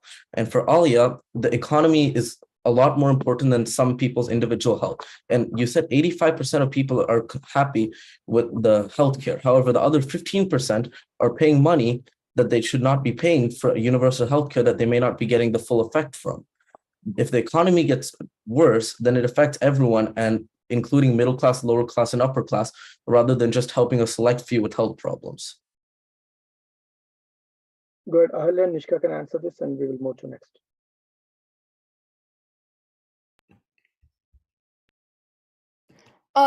So our opponent just, sorry, can I go, or does Nishka wanna?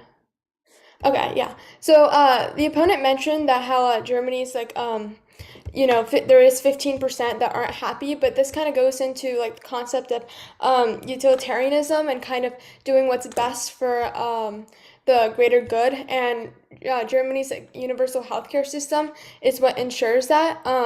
So utilitarianism, like I mentioned, is like kind of doing what's best for the majority as a whole. And if 85% of Germans express satisfaction with their healthcare, then that means that it is benefiting the majority. And no matter what policy you enact, whether it's with healthcare or whether it's with any other topic we have here, there's never going to be 100% satisfaction. So 85% is a pretty good high number for what it's worth. Yeah, Can I add on to Ahalya?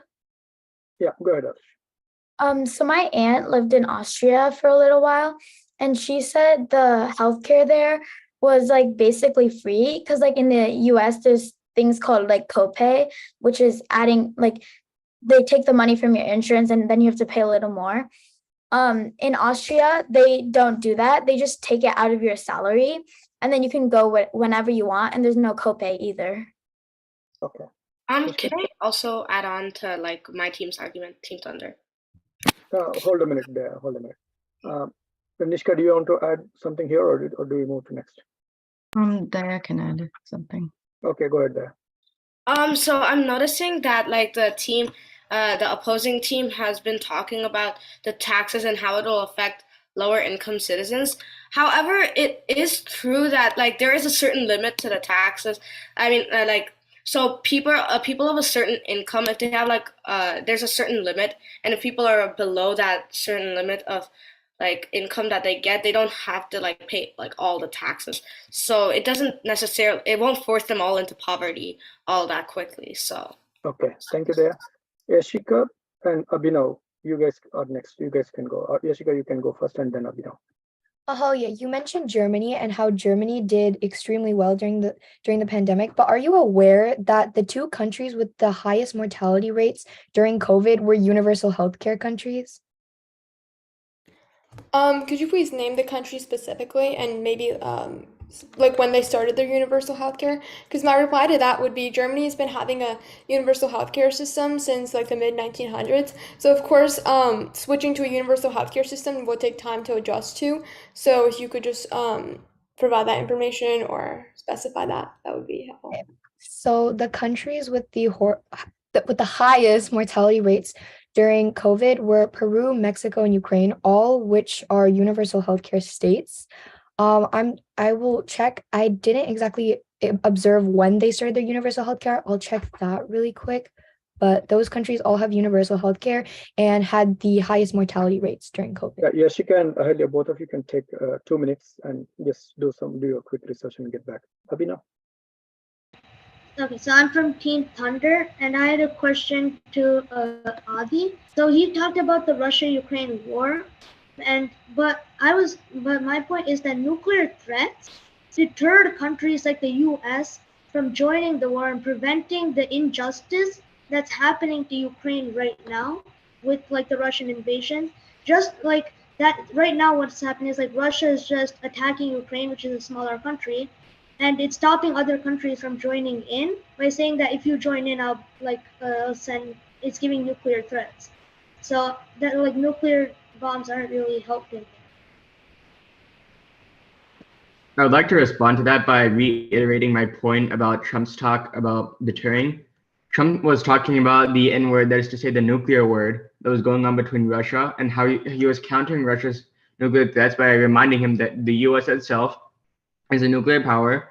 So if Russia tries to just toss around nuclear threats, it can't happen because the US can successfully protect them with their own nuclear power.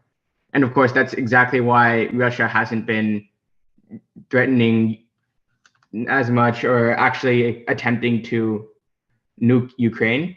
And that's the reason, because they don't want to get into a whole nuclear war with Russia.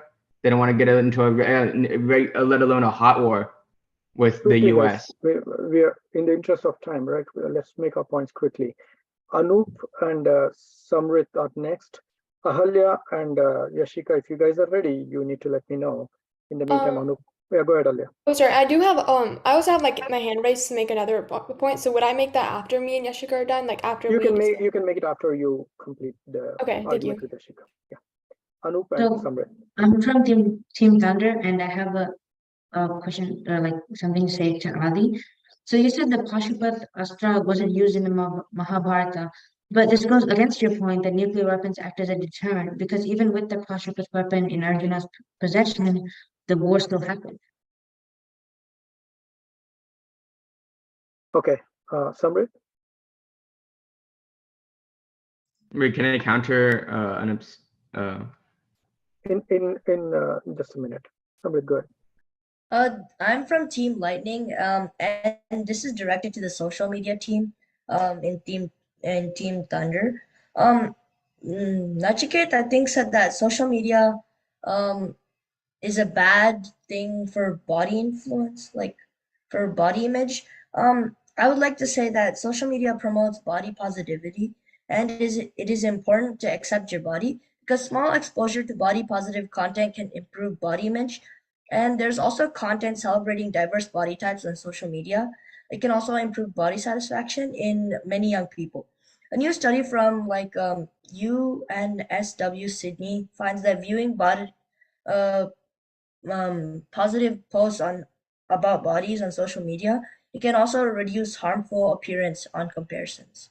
Quickly. Thank you, Samrit. Okay, you can make the. Wait, excuse me. Just is it okay if I ask you to say a response to that? Yes, All right. you can. First of all, we didn't talk anything about body imaging, so I don't think this response has anything to do with our case. Okay. All right. Can I say something or not? Can I Quickly, very quickly. Go ahead. can I add a counter to Adi's speech? Go ahead, Abhinav.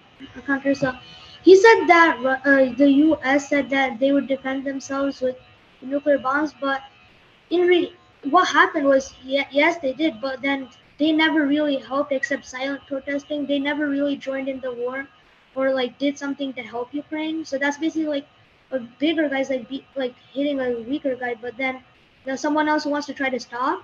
He's just like not willing to help because he's afraid that the other one would counter back. Okay, quickly. Varun, you can go, and Varisht, you can go next. Wait, I can't. I am from Team Lightning, and this is towards the opposing team's AI section. Tesla has AI autopilot on their cars, and that causes crashes. So it's not perfect. Okay. Yeah, Varisht. So my question is directed to the universal healthcare team. So how is Ayurveda related to universal healthcare? It should be directed instead to how medicine should be given to people.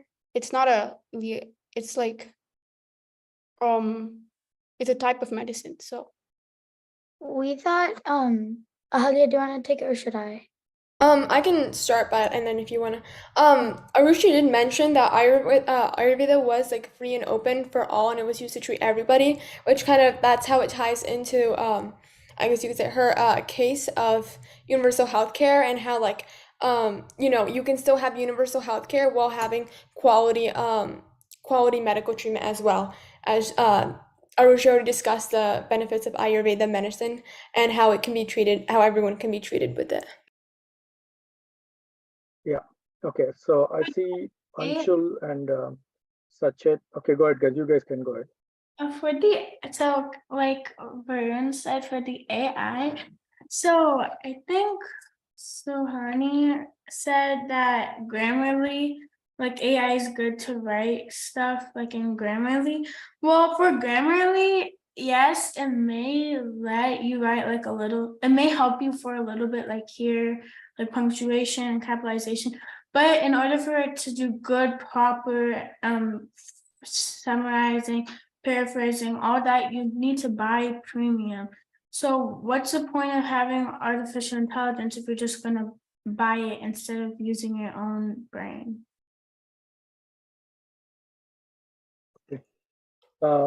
Hadi, you wanted to make a point? Go ahead, please. Okay, so first I would like to say, you asked a bunch of people of different people have asked me why the U.S. isn't doing more to help Ukraine. First of all, what's wrong with that protest is that it involves bias towards Ukraine in a debate. Bias isn't necessarily the correct thing to use in an argument. My second argument is that, as I reiterated in a bunch of my points, the US and Russia do not go to war because that could cause a nuclear war. So if the US does go to war against Ukraine, that could potentially lead towards a nuclear war. And since nuclear bombs are helping deter against nuclear war, that's exactly why that's not happening. Okay, Nishka, go ahead. I'm talking to Amog, Akuti, and I think Varun. So first of all, to Akuti, Suwani actually was talking about Grammarly Go, not Grammarly, which is like this new thing, I think, and it's more about it's like on Google Docs, it can help you and it's free actually. And instead of just being about grammar and punctuation, it also helps you with like prompts and stuff like that. So it's a bit more helpful and free. And then to Amog, he said that AI has bias. Yes, it does have bias because it was made by people, but that doesn't mean we should just like not use it entirely, because just because something has a couple disadvantages doesn't mean those disadvantages have to outweigh the advantages, and we have to like use it completely. I also have another point to make, that a couple weeks ago, Biden met with the Google and Microsoft CEOs to try and see if they can regulate and restrict the AI just so the dangers are less. That's all. Sachin, Wait, I know you have. Yeah, who had something to add? So Nishka, you just said that Biden met with the CEOs. That I just want to thank you for supporting our argument against AI. Okay, Sachin, you have a point to make? I was just. Okay. Okay, I see a lot of hands here. There's like 5 minutes left. All I can say is I'm thankful I didn't volunteer to be a judge. I mean, the amount of data points you guys are throwing, my God, amazing job, guys. So we'll have final 4 hands picked, okay? 2 from each team. I'm gonna go random. Okay, 2 from each team. Can I argue the rebuttal? Not yet. Also, me and Yashika also have to, whenever you're done, sorry. Okay, Ahalya and Yashika, are you guys ready? I know you guys, it's pending from you guys. Are you guys ready? Ahalya Yeah. And, okay, go ahead. Okay.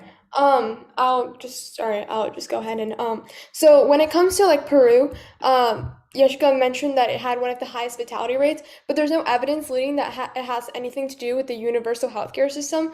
Peru also has a lot of other internal problems, like a weak government and a high poverty rate. So there's nothing linking high deaths with Peru and with universal healthcare. And also we're looking at Germany because it's one of the first world countries, and we're comparing the US and Germany. So we're able to see how universal healthcare system, the benefits of the universal healthcare system would be on Germany, and how it can also play out in the US. So you can't compare a first world country to a third world country because those are two unlevel playing fields. And then I also would like to make a quick kind of rebuttal to Yashika's argument about the cost of universal healthcare. And I want to talk about how having universal healthcare will also reduce the cost. For decades, research has been able to directly link the health and economy. For example, a recent literature review from the Cornell University shows that the total medical cost of obesity in the U.S. is approximately $350 billion per year. Healthier populations contribute to a stronger local economy, and a stronger local economy contributes to a healthier population, which is like the strongest connection between the health and the economy, with sustaining a healthier workforce. So therefore, by having a healthy workforce, we'll be able to cut costs of, like I mentioned, $350 billion is a lot of money. That is the cost of obesity and the lack of healthcare to treat that. And a healthier workforce will contribute to a better economy and therefore also save money. So we have to also focus about how much money universal healthcare will save while comparing the cost. That's it. Thank you. Okay, thank you, Ahalya. So you said. Okay, Yashika, quickly, 30 seconds. You can make the closing remark on that. Okay, you mentioned how by having a healthy workforce, we can cut down the cost, but how would we have a healthy workforce? Like universal healthcare lowers the quality of healthcare, so we wouldn't have a healthier workforce. Okay. All right. Thank you for that. No, no more going back on that. So I'll pick 3 more debaters with your questions, what have you, from each team, and yeah, we'll see after that. So from Team Thunder, I'll have Gaurav, Nishka, and Vibhava. You 3 guys, one after another. And from Team Lighting, I would go with Sachit. I know you have your hand up for long, so I'll go with you on that. Adi, I know you have your hand up for long. And do you have Varish here? Put his hand up. Samrit, you have your hand up. You can go, buddy. So Samrit, Adi, and Sachit, and from this team. So Team Thunder, you can start quickly. I want it to be like, I'm going to cut it to 30 seconds, guys. We are already half an hour into our rebuttal. I'm extending it by 5 more minutes. So let's make it quick. And my back is hurting real bad. Oh, sorry. This is directed towards Varun. So you said that all or many homeschooled kids, they don't usually turn out to be successful. And you pointed out that Arjuna only became successful after being taught. And many examples, such as Sundar Pichai, only were successful after being taught in traditional schooling. Well, an example would be Thomas Edison, who was homeschooled, and yet he turned out to be one of the most famous inventors of the world, and his applications are used every day in normal life.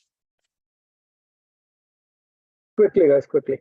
Next. So this is for the social media group. They said that everything's public and social media exposes you to the world. This can be very dangerous because if everything's public, that means anyone and everyone can see your like personal communication and like even pictures, anything you say, anything you do, even your like location. So it's very dangerous. It might not be a good thing. Strangers can like see what you're doing. About that thing that you said, what I meant was that they met and they talked about how they want to restrict AI. That does not mean that they don't want to use AI. That just means that AI is imperfect and they want to keep perfecting it so that it can be implemented and infused more in daily.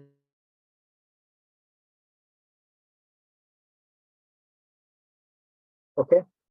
Next from Team Thunder. Okay. So I think Ananya said this. She said Corona helps share social media during Corona, but Corona also made people obese and unhealthy.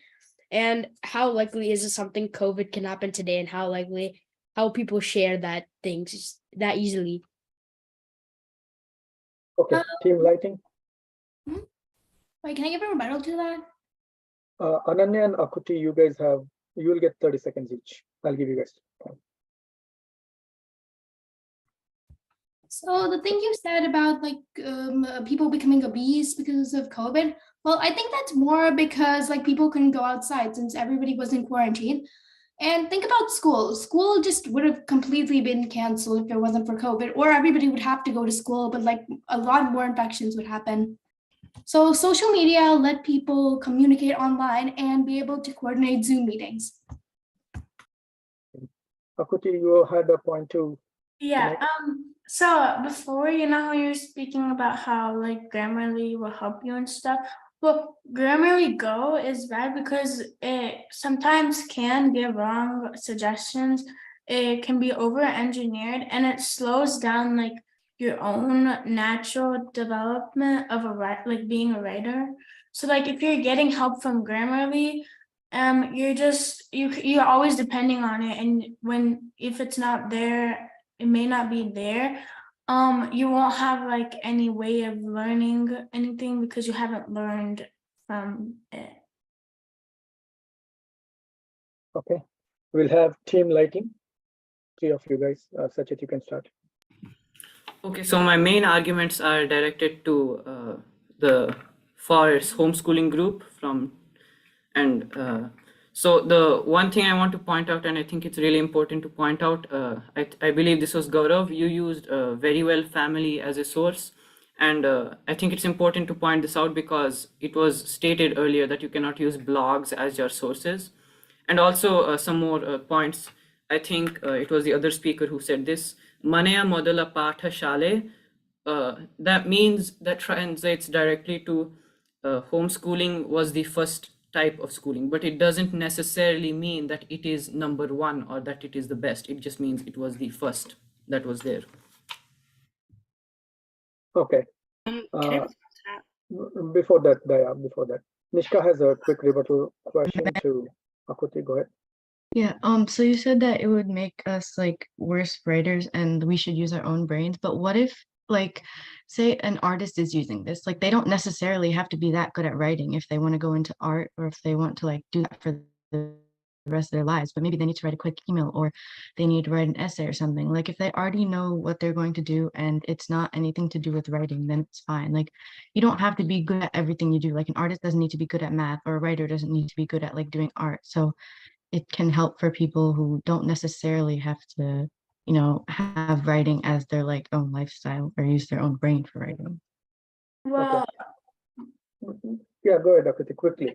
30 seconds. okay, so well for that, well, you're using an example as an artist or like a writer using math. But if you were to be a writer, you would need to know basic skills and cannot like take tips and tricks from other sources because you like, for example, Grammarly Go, you can't just take tips and tricks because you don't know if it's trustable or not. Just because it's made by AI does not mean it's always trustable or gives right. Okay, thank you, Akuti. Adi, you can go. Okay, so I believe Anup said that a lot of people died in World War II, and that pales in comparison to large nuclear bombs today. My counter to that is the only time in history that nuclear bombs were actually used against another country. It was used to end a war. That was World War II. It was not used to start one. In fact, that was the only time it was ever used in history. Okay. From Team Lighting, third person, was it Samrit? Go ahead, please. This is directed to the, I'm from Team Lightning, and this is directed to the social media team in Team Thunder. You guys talked about anxiety and depression, I'm pretty sure. I found a source which is publichealth.columbia.edu. According to that, daily social media use does not capture the diverse ways in which adolescents or teens use social media. That means that people cannot be judged on the way they use social media. It is their choice if they want to use social media rightly or wrongly. Okay. Anshul, you can go. Okay, I'm Anshul from Team Lightning. This is directed to the opposing side of homeschooling. So you said in your speech that homeschooling can provide like the students to be free from bullying. So while it's true that homeschooling can provide a more sheltered environment, this can also lead to social isolation and lack of exposure due to diverse viewpoints and experiences. And additionally, bullying and negative social interactions can occur in any setting. And you're very likely to be bullied for not attending traditional schools. It's important for children to learn how to navigate and cope with these challenges too. Okay. So we are done with rebuttal time. I'll give 2 extra grace minutes. Pick one person from each time who's going to make closing remarks on the rebuttal. So, Shiket or Arishi, you guys can pick, or whoever from. We need one representative from each team.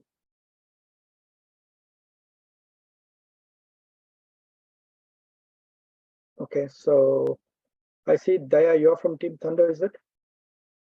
Okay, you want to represent Team Thunder. How about Lightning? Wait, do you want the team captains to choose one person? Yeah, go ahead. You can choose, or doesn't matter. You can be that person too. I'll do it. Okay, so Sachet and Daya from Team Thunder. So you have to make real quick 1 minute closing remarks on the rebuttal and how the rebuttal went, and what questions were unanswered and what were answered from your team. Real quick 1 minute. We'll start with you, Sachet. So I think the rebuttal went pretty well. There were a few questions such as the statistics, some of the statistics being wrong and some of the sources being unreliable, but I think for the most part, most of the questions were answered. Can I go? Yeah, go ahead. So I think this rebuttal round went pretty well, on the most part. But other than that, I'd like to say that there were a few times where, like, in questioning, people asked like small questions, as in like they asked like a few weak points which could like easily be taken down and like aren't the entire like part of their speech. So I think it's like better if we would refrain from that because they're very easy to take down. So that's all. All right. Okay, with that, we are end. Rebuttal time is done. All the questions have been asked. All the answers have been unanswered. Maybe some unanswered questions, and many questions have been answered by these smart and bright kids. All of you did great. My back's hurting. That's why I'm wrapping it up, guys, by the way, or I could go 1 more hour. So now we'll give some time for judges to deliberate. They're going to, huddle up and do the point system. They're going to have their own debate in the background. And in the meantime, Usha auntie is here and she'll drive this and she'll, help, there's some announcements and stuff that Usha auntie is going to do. Usha, please take it over. Yeah, thank you, Sriram. Thank you all the kids. Amazing debate so far. And thank you, judges, as well. I'm eagerly waiting for the results. So till then, thank you. And we'll wait for you all to come back. Maybe 15-20 minutes. Yeah, okay.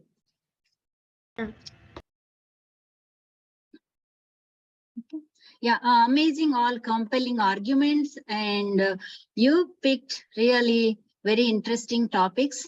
And your arguments were, I could tell, you prepared well, and a lot of good collaboration between different time zones. Like you're all from different chapters. There are 10 to 12 Havyaka chapter kids participating in this debate, and I'm amazed. Lot of coordination and your rebuttal, especially, right? You were into the topics and thorough study. I can clearly say that. So let's see what our judges are finding out, and we will hear from the judges soon. So sit back and relax until the judges come back. Remember, the goal of this debate is not just winning, but also to learn and grow from each other's perspective. So be cheerful. Sana and Lipi will have some quiz time. You can participate in that. There is no score. It doesn't get added to your debate. So relax until then. I have few announcements. This is for our HAA families, everyone who is watching out there. So HAA 2024 convention is going to be on July 5th, 6th and 7th, where 5th and 6th being the activities and programs. We will have families and kids performing, and also invited artists and all that. We will plan all those. And then 7th will be the general body meeting. So as you all know, Northeast chapter is hosting, and venue is almost decided. This is Upper Merion Middle School in King of Prussia. It's King of Prussia is a beautiful mall. It's the largest mall in Pennsylvania, and I think it's the 5th largest in US. There are some 450 retailers, so you'll have fun shopping and exploring. There are a lot of like a Hershey theme park is around, Dorney Park. If you drive further, there is like a chocolate world, then Dutch Wonderland. If you go up on Allentown, there is Dorney Park. Then, of course, the Philadelphia, Camden Aquarium, lovely bridges, New York, New Jersey, just everything is within 45 minutes to 2 hours drive, I would say. We are really looking forward to great participation from all the chapters, looking forward to meet HA families. Convention is, we are thinking it's going to be youth focused. You can see a lot of energy among our youth, especially today in the debate, and you saw in the karaoke event also, we had a youth participation, and we will have some upcoming activities, competitions coming up, and youth leads. We formed youth leads this year, beginning of this year, and Sriram is the youth lead advisor. He will be talking about it when he comes back after the scoring time. Yeah, July 5th, 6th, and 7th, 2024. Please mark your calendar. And we sent a survey a few weeks ago, and very good response. Thank you for participating in it. We will summarize and send the survey results. To summarize, I can say Yakshagana happened to be the top, like from almost everyone. So it will continue. It has become our tradition in every HA convention that we would have wonderful Yakshagana. Most of the time it was from Yakshamitra, Toronto. So we'll be looking forward to their wonderful performance once again. And yeah, concert and dance, drama, and many gave a good feedback that we want to have more socializing time rather than jam pack the entire convention with the programs back and forth, right? Every 5 minutes you have one program. So we will plan that. Definitely it's a great valuable feedback. Lot of socializing and networking. So we will plan our time slot and everything accordingly. Thank you everyone for taking the survey. Survey is still open. You can keep putting your thoughts and inputs, and we will look at those. And as we are thinking of theme and what we want to do, we need a lot of volunteers. I request all chapters to extend your help to put this big event together, and we will send out call for volunteers. You can look for the announcement, and we'll be sending that shortly. And then we will plan the teams and activities will start soon. So look forward to that. And then yeah, like I said, we have youth leads and they're very active and a lot of new ideas. Sriram will be talking about that soon. June 3rd, 9 to 10:30 Pacific time. There is a Jyotisha event coming up on the JA channel. Balanna and his team are presenting that one. It's on Vedic astrology, a conversation with Jyotisha Visharada Srimati Suvarna S. Bhatt. ಅಂದಿನ ಜ್ಯೋತಿಷ್ಯ ಶಾಸ್ತ್ರ ಇಂದಿನ ತಂತ್ರಜ್ಞಾನದೊಂದಿಗೆ topic ಭಾರಿ ಲಾಕಿ ಪಂಗಿದ್ದು. So ನಾನು dial ಮಾಡ್ತೆ, ನಿಂಗೆಲ್ಲರೂ dial ಮಾಡಿ join ಆಗಿ ಸೊ ಕೇಳುವ ಎಂತ ಇದ್ರ ಈ topic, what is it involved ಹೇಳಿ. So I have a flyer, let me try to share it.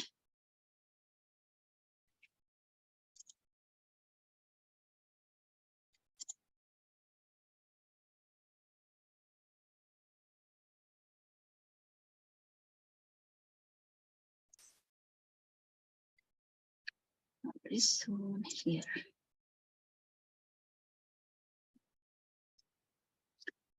So you will see this announcement to go out soon. Suvarna Bhatt, Vedic astrology, a conversation with the Jyotisha Visharada Srimati Suvarna Bhatt. It's on Saturday, June 3rd, 9 to 10:30 p.m. Sorry, 9 to 10:30 a.m. Pacific time. So don't forget, dial in and enjoy the show. With that, I would like to turn it over to Sana and Lipi. You will have some nice quiz time. Enjoy. Sana and Lipi, take it away. Thank you, Usha Auntie.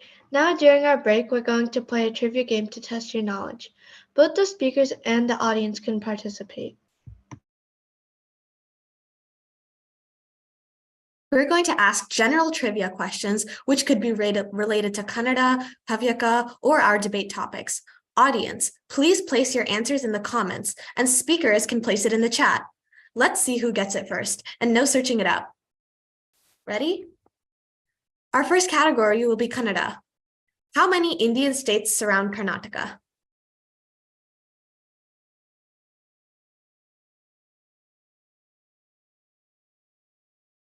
I'm seeing a lot of answers in the chat. No one on the YouTube link, though.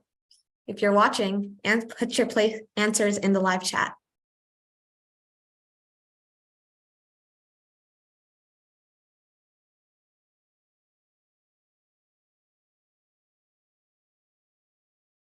Lippy, you want to announce the speaker winner? So nobody actually got the answer correct, but Varun Butt got the closest answer, and he said 5 states around Karnataka, but actually 6 states around Karnataka. Abhinav got it. He sent it to me on accident. Oh, okay. So Abhinav, good job. All right. Our next question. Sorry, I was on mute. Are you ready for the second question? What is the largest city in Karnataka?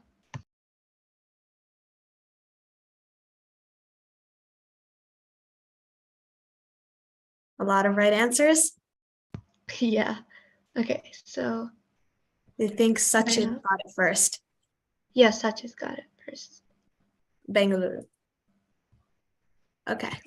What is the state tree of Karnataka? This should be an easy one.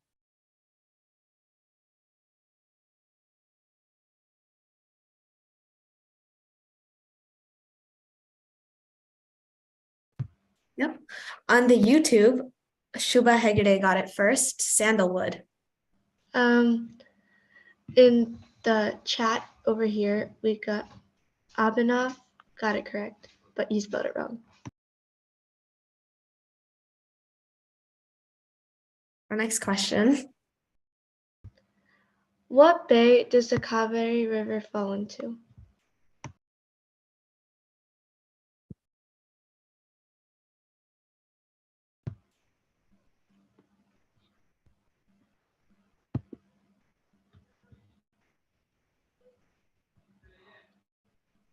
Okay. Lots Should of I answers. announce? Or... Yep, lots of answers in the chat. So in the chat, Amok Bhatt got the answer correct of Bay of Bengal. I'm sure some people are searching it up. Maybe. Name the first Kannada movie.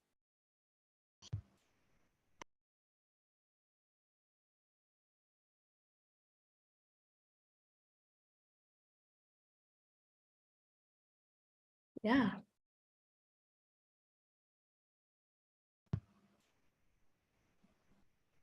The first Kannada movie, Daya Bhatt got it, I think. Yeah, Daya Bhatt. No, Amok Bhatt. Oh, yeah. Okay. Sati Sulochana. Mm-hmm. Now we're gonna move. No. Huh? Now we're gonna move on to our next category. Yeah. Now we will ask some questions related to the debate topics. First is homeschooling. What famous television sitcom family was homeschooled? Hint: the daughter was named for a day of the week.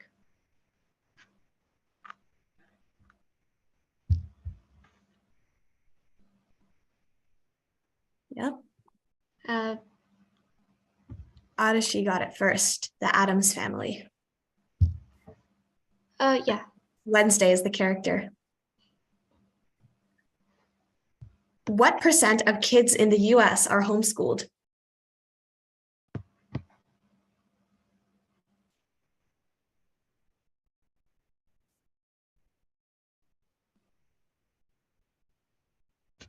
Ooh, we have a lot of close answers. I think Sachit is the closest, or maybe Yeah. probably right, around 7%. Yeah, around 7%.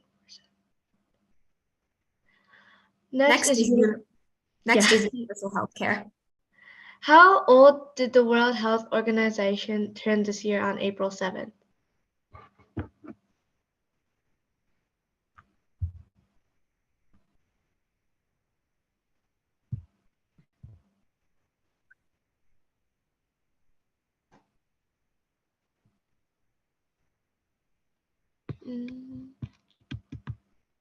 I think Vibhava was the closest. Yeah, he said 36. And the answer is 35. Really close. I think the live stream link is slightly behind, so answers are coming in later, but if you get the answer. Now we'll do social media. Which celebrity has the most followers on Instagram? Yeah, right away. Somebody Yeah. got it. Cristiano Ronaldo. Okay. What is the most popular social media platform?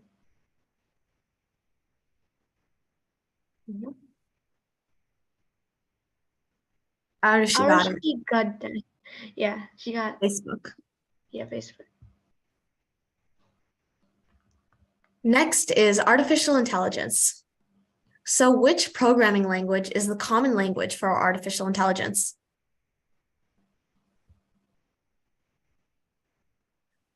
Anoop got it first.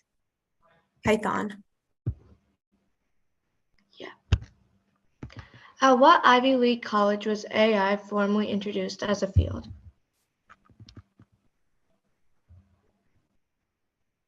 Nope. Not correct yet.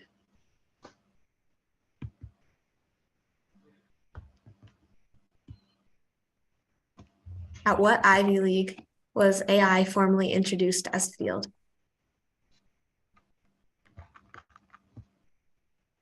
Amol got it. Dartmouth. Yeah. Okay. Nuclear bombs. How many countries have nuclear weapons?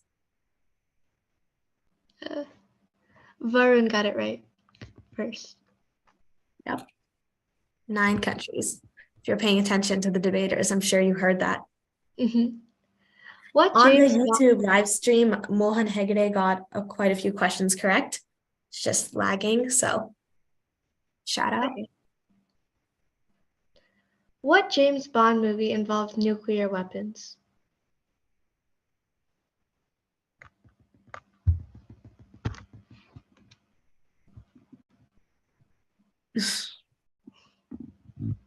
We need a name.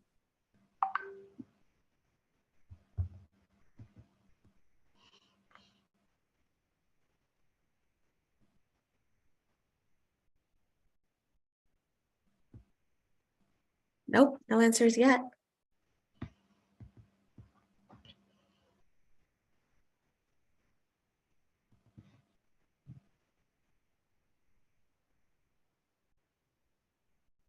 I'm not seeing any answers in the live chat either.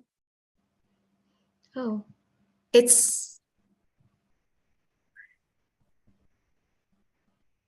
We'll give a hint. It's 3 words.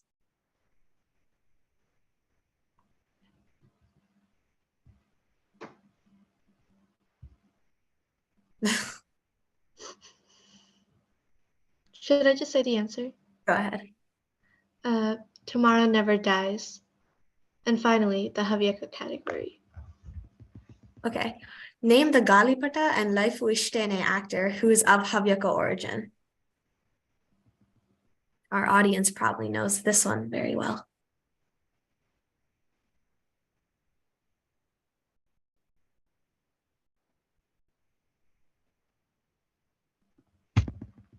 Yep. See the right answer. Can you say his full name?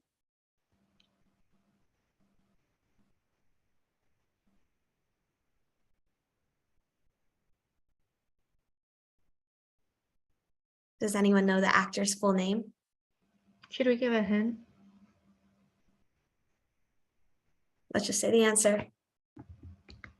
Okay, you can say the answer. Yep, I see the right answer. Yashika. Yeah. Digant Manchale. And I see answers in the YouTube stream too. First was Shubha Hegede with Digant Manchale. Okay, I'll go on with the next question. What is the name of the food item that is part of any Havyaka summer celebration or function?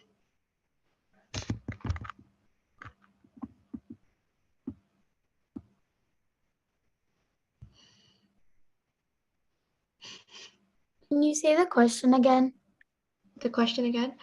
What is the name of the food item that is part of any Havyaka summer celebration or function?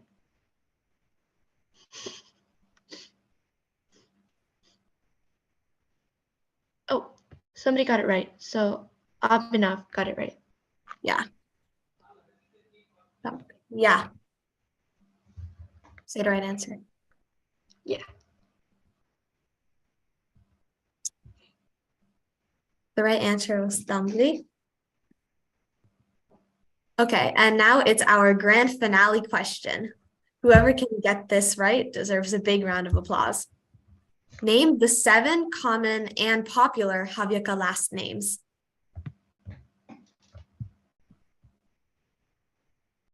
You have to place all 7 in one answer to get credit.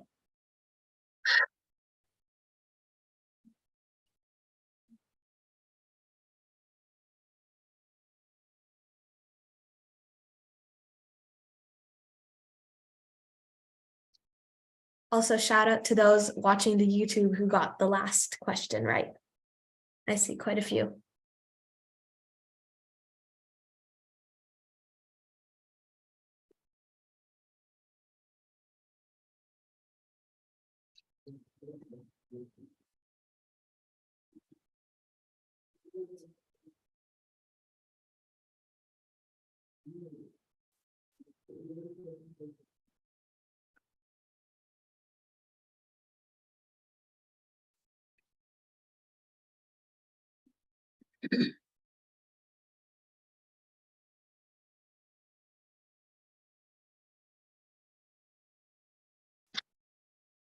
We have a lot of answers coming in, but no one's gotten all 7 yet.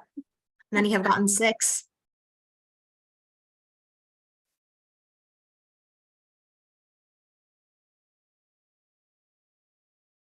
Are close, but there's one that no one has said yet.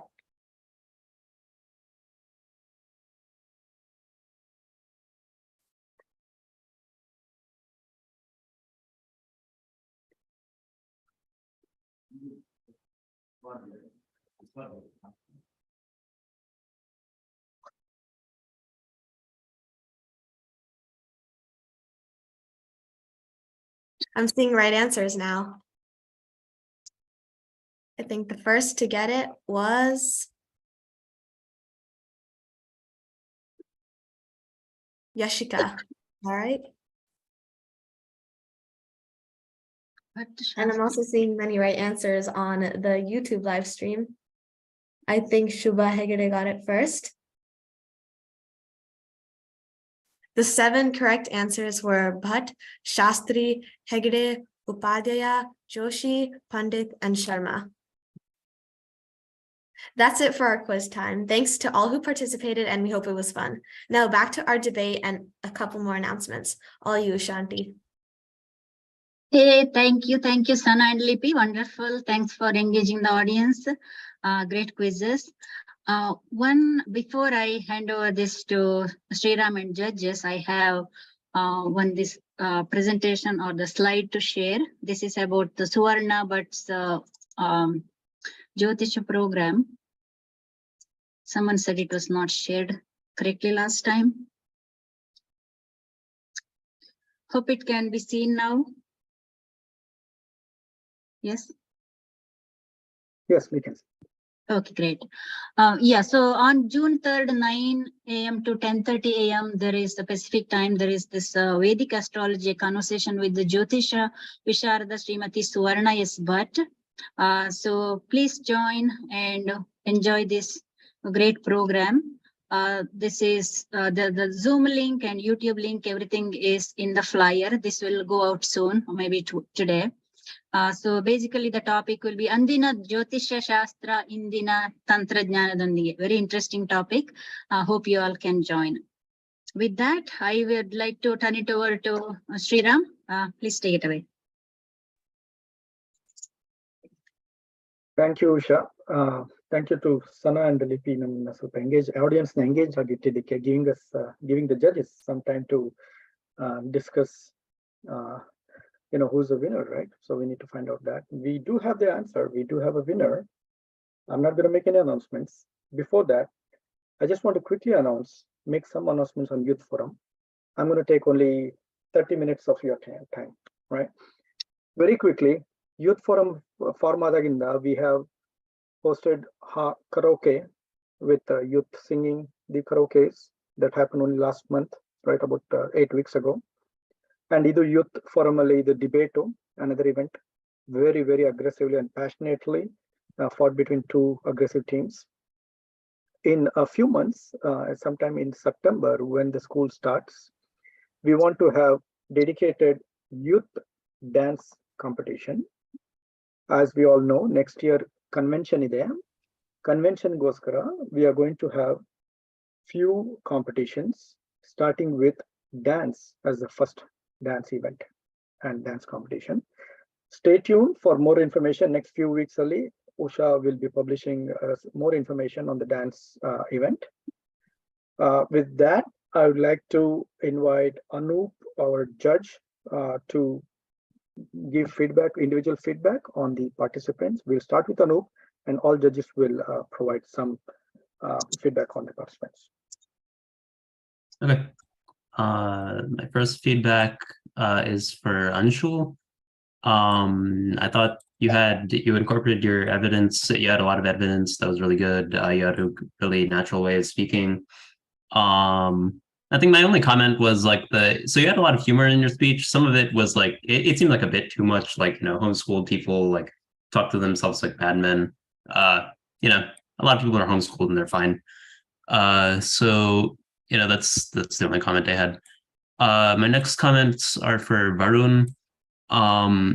I thought you had good points during your speech. I also like that you brought up during the rebuttal phase. You were talking about Tesla's AI, like car crashes. It's a very real problem, and there isn't a good solution for it. So that was a good point. I think my main area of improvement for you is to try speaking more naturally. Less like you're reading notes, reciting memorized information. Maybe make note cards with keywords rather than full information, that kind of thing. But yeah. Next is for Yeshika. I like your use of visuals, like you had that notebook with like the taxes thing. Your speech was very engaging. My only comment is to talk slower. You're talking really fast. Add some pauses in there to make it more clear. And for Varisht, I have I thought your argument structure was good. I thought your point in the rebuttal about Germany's debt issues, those were good. Same thing. So my areas for improvement for you are to try speaking more naturally, similar to what I said for Varun. So try varying your speaking speed and adding pauses and so on. Thanks. Thank you. Next, Ranjan.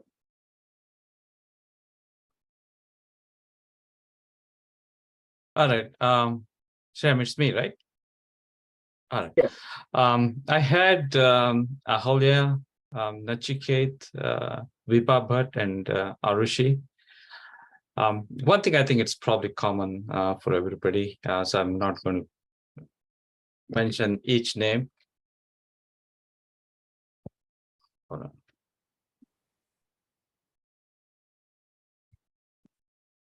on. I'm not going to mention each name. It's like having when you're talking, try to look at the camera so that the conversation is natural. I think in a couple of times I've seen people were looking down or looking on the side or looking this way, that way. Instead of that, when you're talking, if you look at the camera, it's hard, obviously, because you're looking at some blank space. But once in a while, see if you can look up, and that way you can connect with the audience. That's one thing. And Ahalya, you did a wonderful job. I think you talked about Indian culture, how even in ancient civilization like India and Greece, they were using universal healthcare, and you connected that with Germany, for example, a modern society. So that's pretty good. That struck a chord for a lot of us. So good job there. And with Nachiket, he was very passionate, very forceful with facts and figures.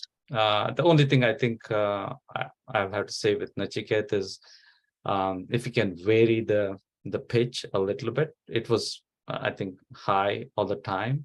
And plus, I think he was very close to the camera as well. So if you can just maybe step back a little bit, I think that will be very, very impactful when you're making that argument. I think Viva Bhatt or Vaibhav Bhatt, I'm sorry. Very good on facts and figures. And when he said he caught his dad using the smartphone at a red light, it really struck. A very nice example of using day-to-day experience. Good job. I think the only thing I would say is, like I said, instead of looking away from the camera, see if you can look at the camera. And Arushi, good job. Again, good use of humor as well. That's very nice of you. The only thing I would say is slow down a little bit. And when you are transitioning from one sentence to another, pause so that people grasp whatever you said. That way, I think it's more impactful as well. So that's my comment. Thank you so much. In general, everybody did a wonderful job. Thank you. Yeah. Kripa?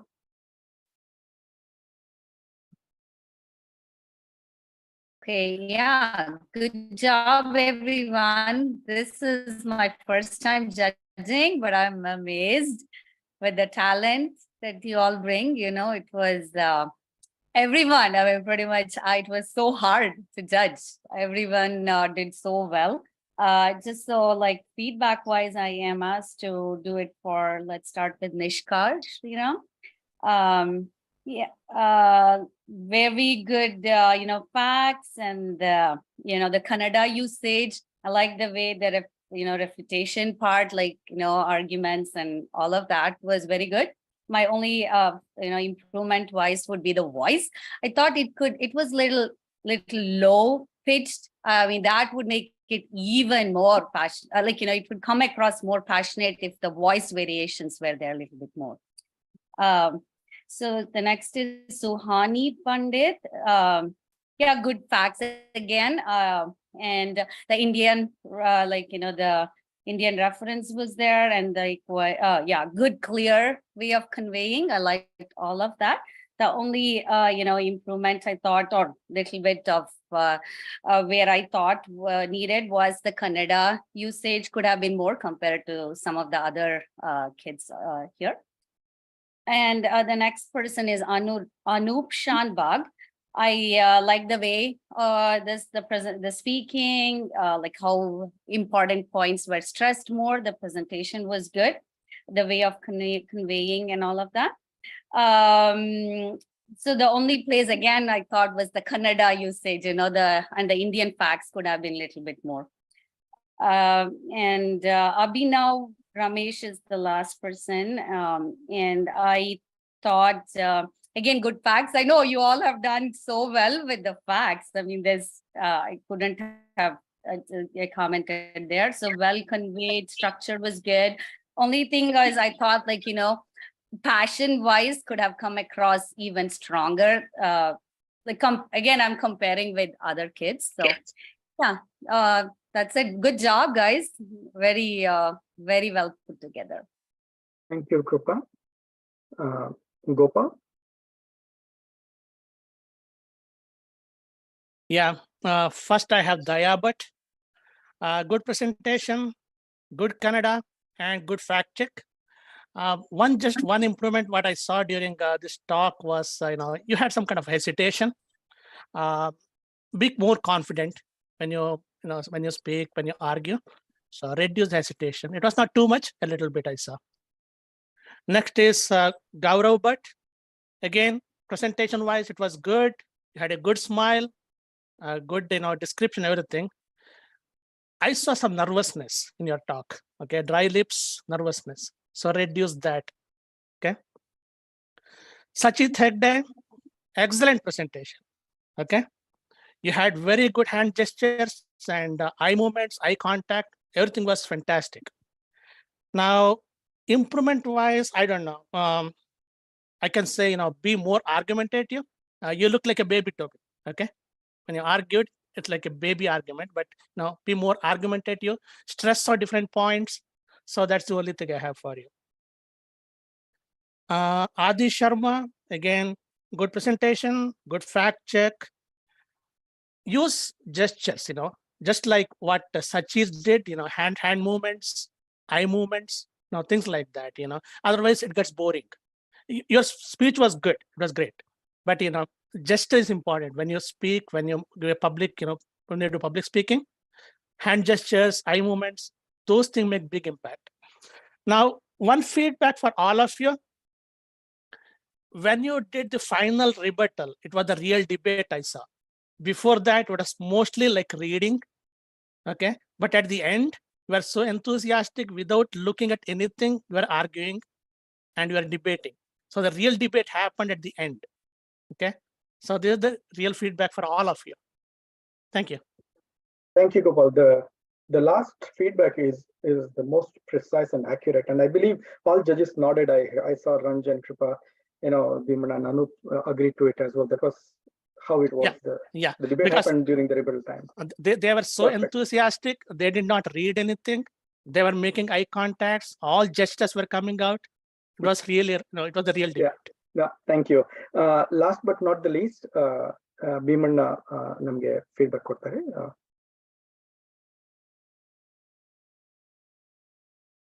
ನೀವು mute ಅಲ್ಲಿ ಇದ್ದೀರಾ Bhimanna? Namaste. I have a list of Samrit Bhatt, Ananya Bhatt, Amog Bhatt, and Akuti Deepak. First of all, a general statement for all of you. You all have done a great research. It comes out with the rebuttal time that you indeed put significant effort in each topic which you took.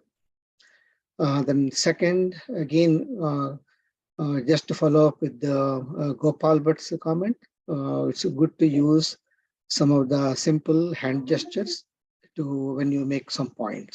That helps. The third point is that debate is something learning.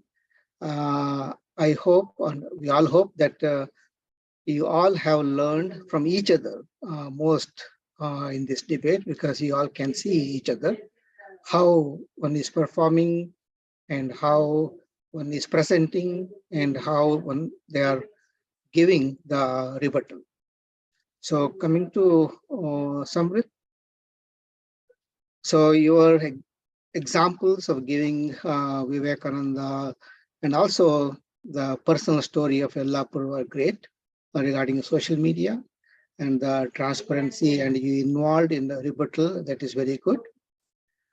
Then going into Ananya, you were quite passionate in your presentation and you gave good examples and some of the examples of the, especially in the rebuttal, you gave how the social media really helped, like Zoom during COVID time. That was really thoughtful. Then moving to Amok, your point of AI profiling is really appropriate and well thought out, and its social effects and the bias it can create. And also, you did engage in the rebuttal. Only one suggestion is that maybe you could bring up more Indian references and also some more words on Kannada, because as you know, there are some points are allotted for these two aspects. Then finally to Akuti, your examples of Musk and Kevin about the false news creations and the manipulations are really to the point. So overall, you also participate in the rebuttal. That's very important in this debate. That helps the team to support themselves. Once again, a common comment to everybody is that debate is part of life. In anything what we do is we have to present ourselves, our point. So keep it up and all the best. Thank you very much, Bhimana. Thank you to all judges. Special thank you, because it was not easy. I know you had to be focused for 2 hours, and with so much of data coming, flying, statistics, numbers. I mean, I couldn't keep myself keep any count. So I was like, thank God I'm not judge. But you guys did great. Thank you so much for the judges. And I'm also thankful that there's no feedback for me. Thank you so much, Bhimanna. I mean, if Sriram one feedback one, then no, thank you so much. With that said, guys, big announcement coming up. Drum rolls. I will hand it over to Anup, but I want all of you guys to unmute yourselves. And once Anup announces the winner, I want everyone to applaud. So unmute yourself now. Over to Anup. Yeah. So, we tallied up the points and discussed it was really close. But the winner is Team Thunder. So yeah, everyone can give Thunder claps for Team Thunder. Right. Yeah, I mean, the main thing, like I said, it was close, but the main thing that the judges said was that the tipping point really was the use of Kannada and Indian references, and they really liked the Team Thunder had a lot of that.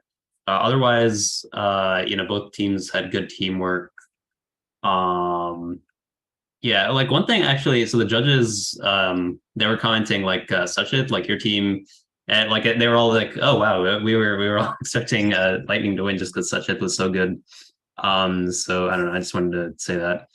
But yeah, good job everyone. Okay, thank you so much, Anup. And with that, I'll hand it over to Usha to make the closing remarks. Thank you. Hey, congratulations to the winning team. But like I said earlier, there is always two things, winning and learning. So today, after this debate, I'm sure we all have learned a lot of good arguments and research. You could see, I totally agree with the judges and Sriram, everybody's comment on saying the rebuttal time, right? They were so engaging, and you could clearly say they did a lot of research and study on the given topics, and the topics themselves were very interesting. So congratulations once again. I would like to congratulate both the teams for their outstanding performances tonight, and really appreciate the effort that went into their presentation as well.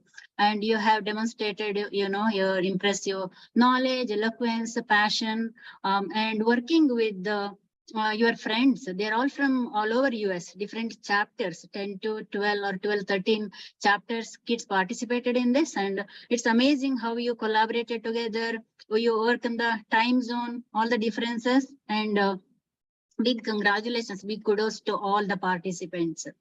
And once again, congratulations to Team Thunder. This has been a wonderful night. I would like to thank each and every one of your wonderful audience for your participation, enthusiasm, and dedication towards this event. Sana and Lipi, you were amazing and very cheerful, and you kept the entire audience engaged during your quiz time as well. Thank you for your hard work and preparation of the quiz as well. I would also like to thank our esteemed panel of judges who have taken taken time out of their busy schedule to evaluate arguments and provide valuable feedback to our debaters. That's very important. Like Bhimanna was saying, learn from each other. Like that is the key theme of all the activities we do, all the events we do. Take the opportunity and learn from each other and broaden your knowledge. That's always wonderful. So thank you to all the judges. I would like to acknowledge the dedication, guidance, and mentoring from Sriram with the debate guidelines, rules for debaters and judges, several meetings, handouts, and so on. And the moderation of the debate was excellent today. Thank you, and I look forward to doing more activities like this. You being the youth lead advisor, definitely we will have more activities, competitions like this. So thank you for your help on this. Srinivas, you have been a backbone for many of our events, making the event go flawless. I think this is our I don't know, 99th online event. I don't know. I couldn't keep track of it. So I hope I got the number right. Thanks for your time and technical expertise always. You're amazing. Thank you so much. And we started planning with the beautiful flyer for this event. Samita Pandit is behind that, very creative. She's in college. I don't know how she finds time, but she does. And she creates a flyer for all our events, and it comes out really attractive and excellent. Thank you, Samita. Lastly, Kanchana, for setting up Zoom meetings and sending out communications. Thank you for that. Let me see if I forgot anybody. I would like to thank definitely the entire group of organizers and audience, parents of our debaters, excellent support. Keep doing that, because we all need to grow as a community and keep everyone engaged. Thank you so much. As we come to the end of the debate, I urge all of you to continue engaging in healthy discussions, keep open mind towards different perspectives, and work towards finding solutions to the issues that we face as a society. That's very important. Younger generation, right? You can see, you discussed about AI, nuclear bombs. There are a lot of things going on. So there's a lot of opportunity. See what is good for the society and work towards that. With that, I would like to thank you all once again for your participation, and I wish you all the best in your future endeavors. See you all on June 3rd. Andina Jyotisha Shastra Indina Tantragnanadondige by Suvarna Bhatt. Look forward to that event. Have a wonderful evening and nice night. Thank you, everyone.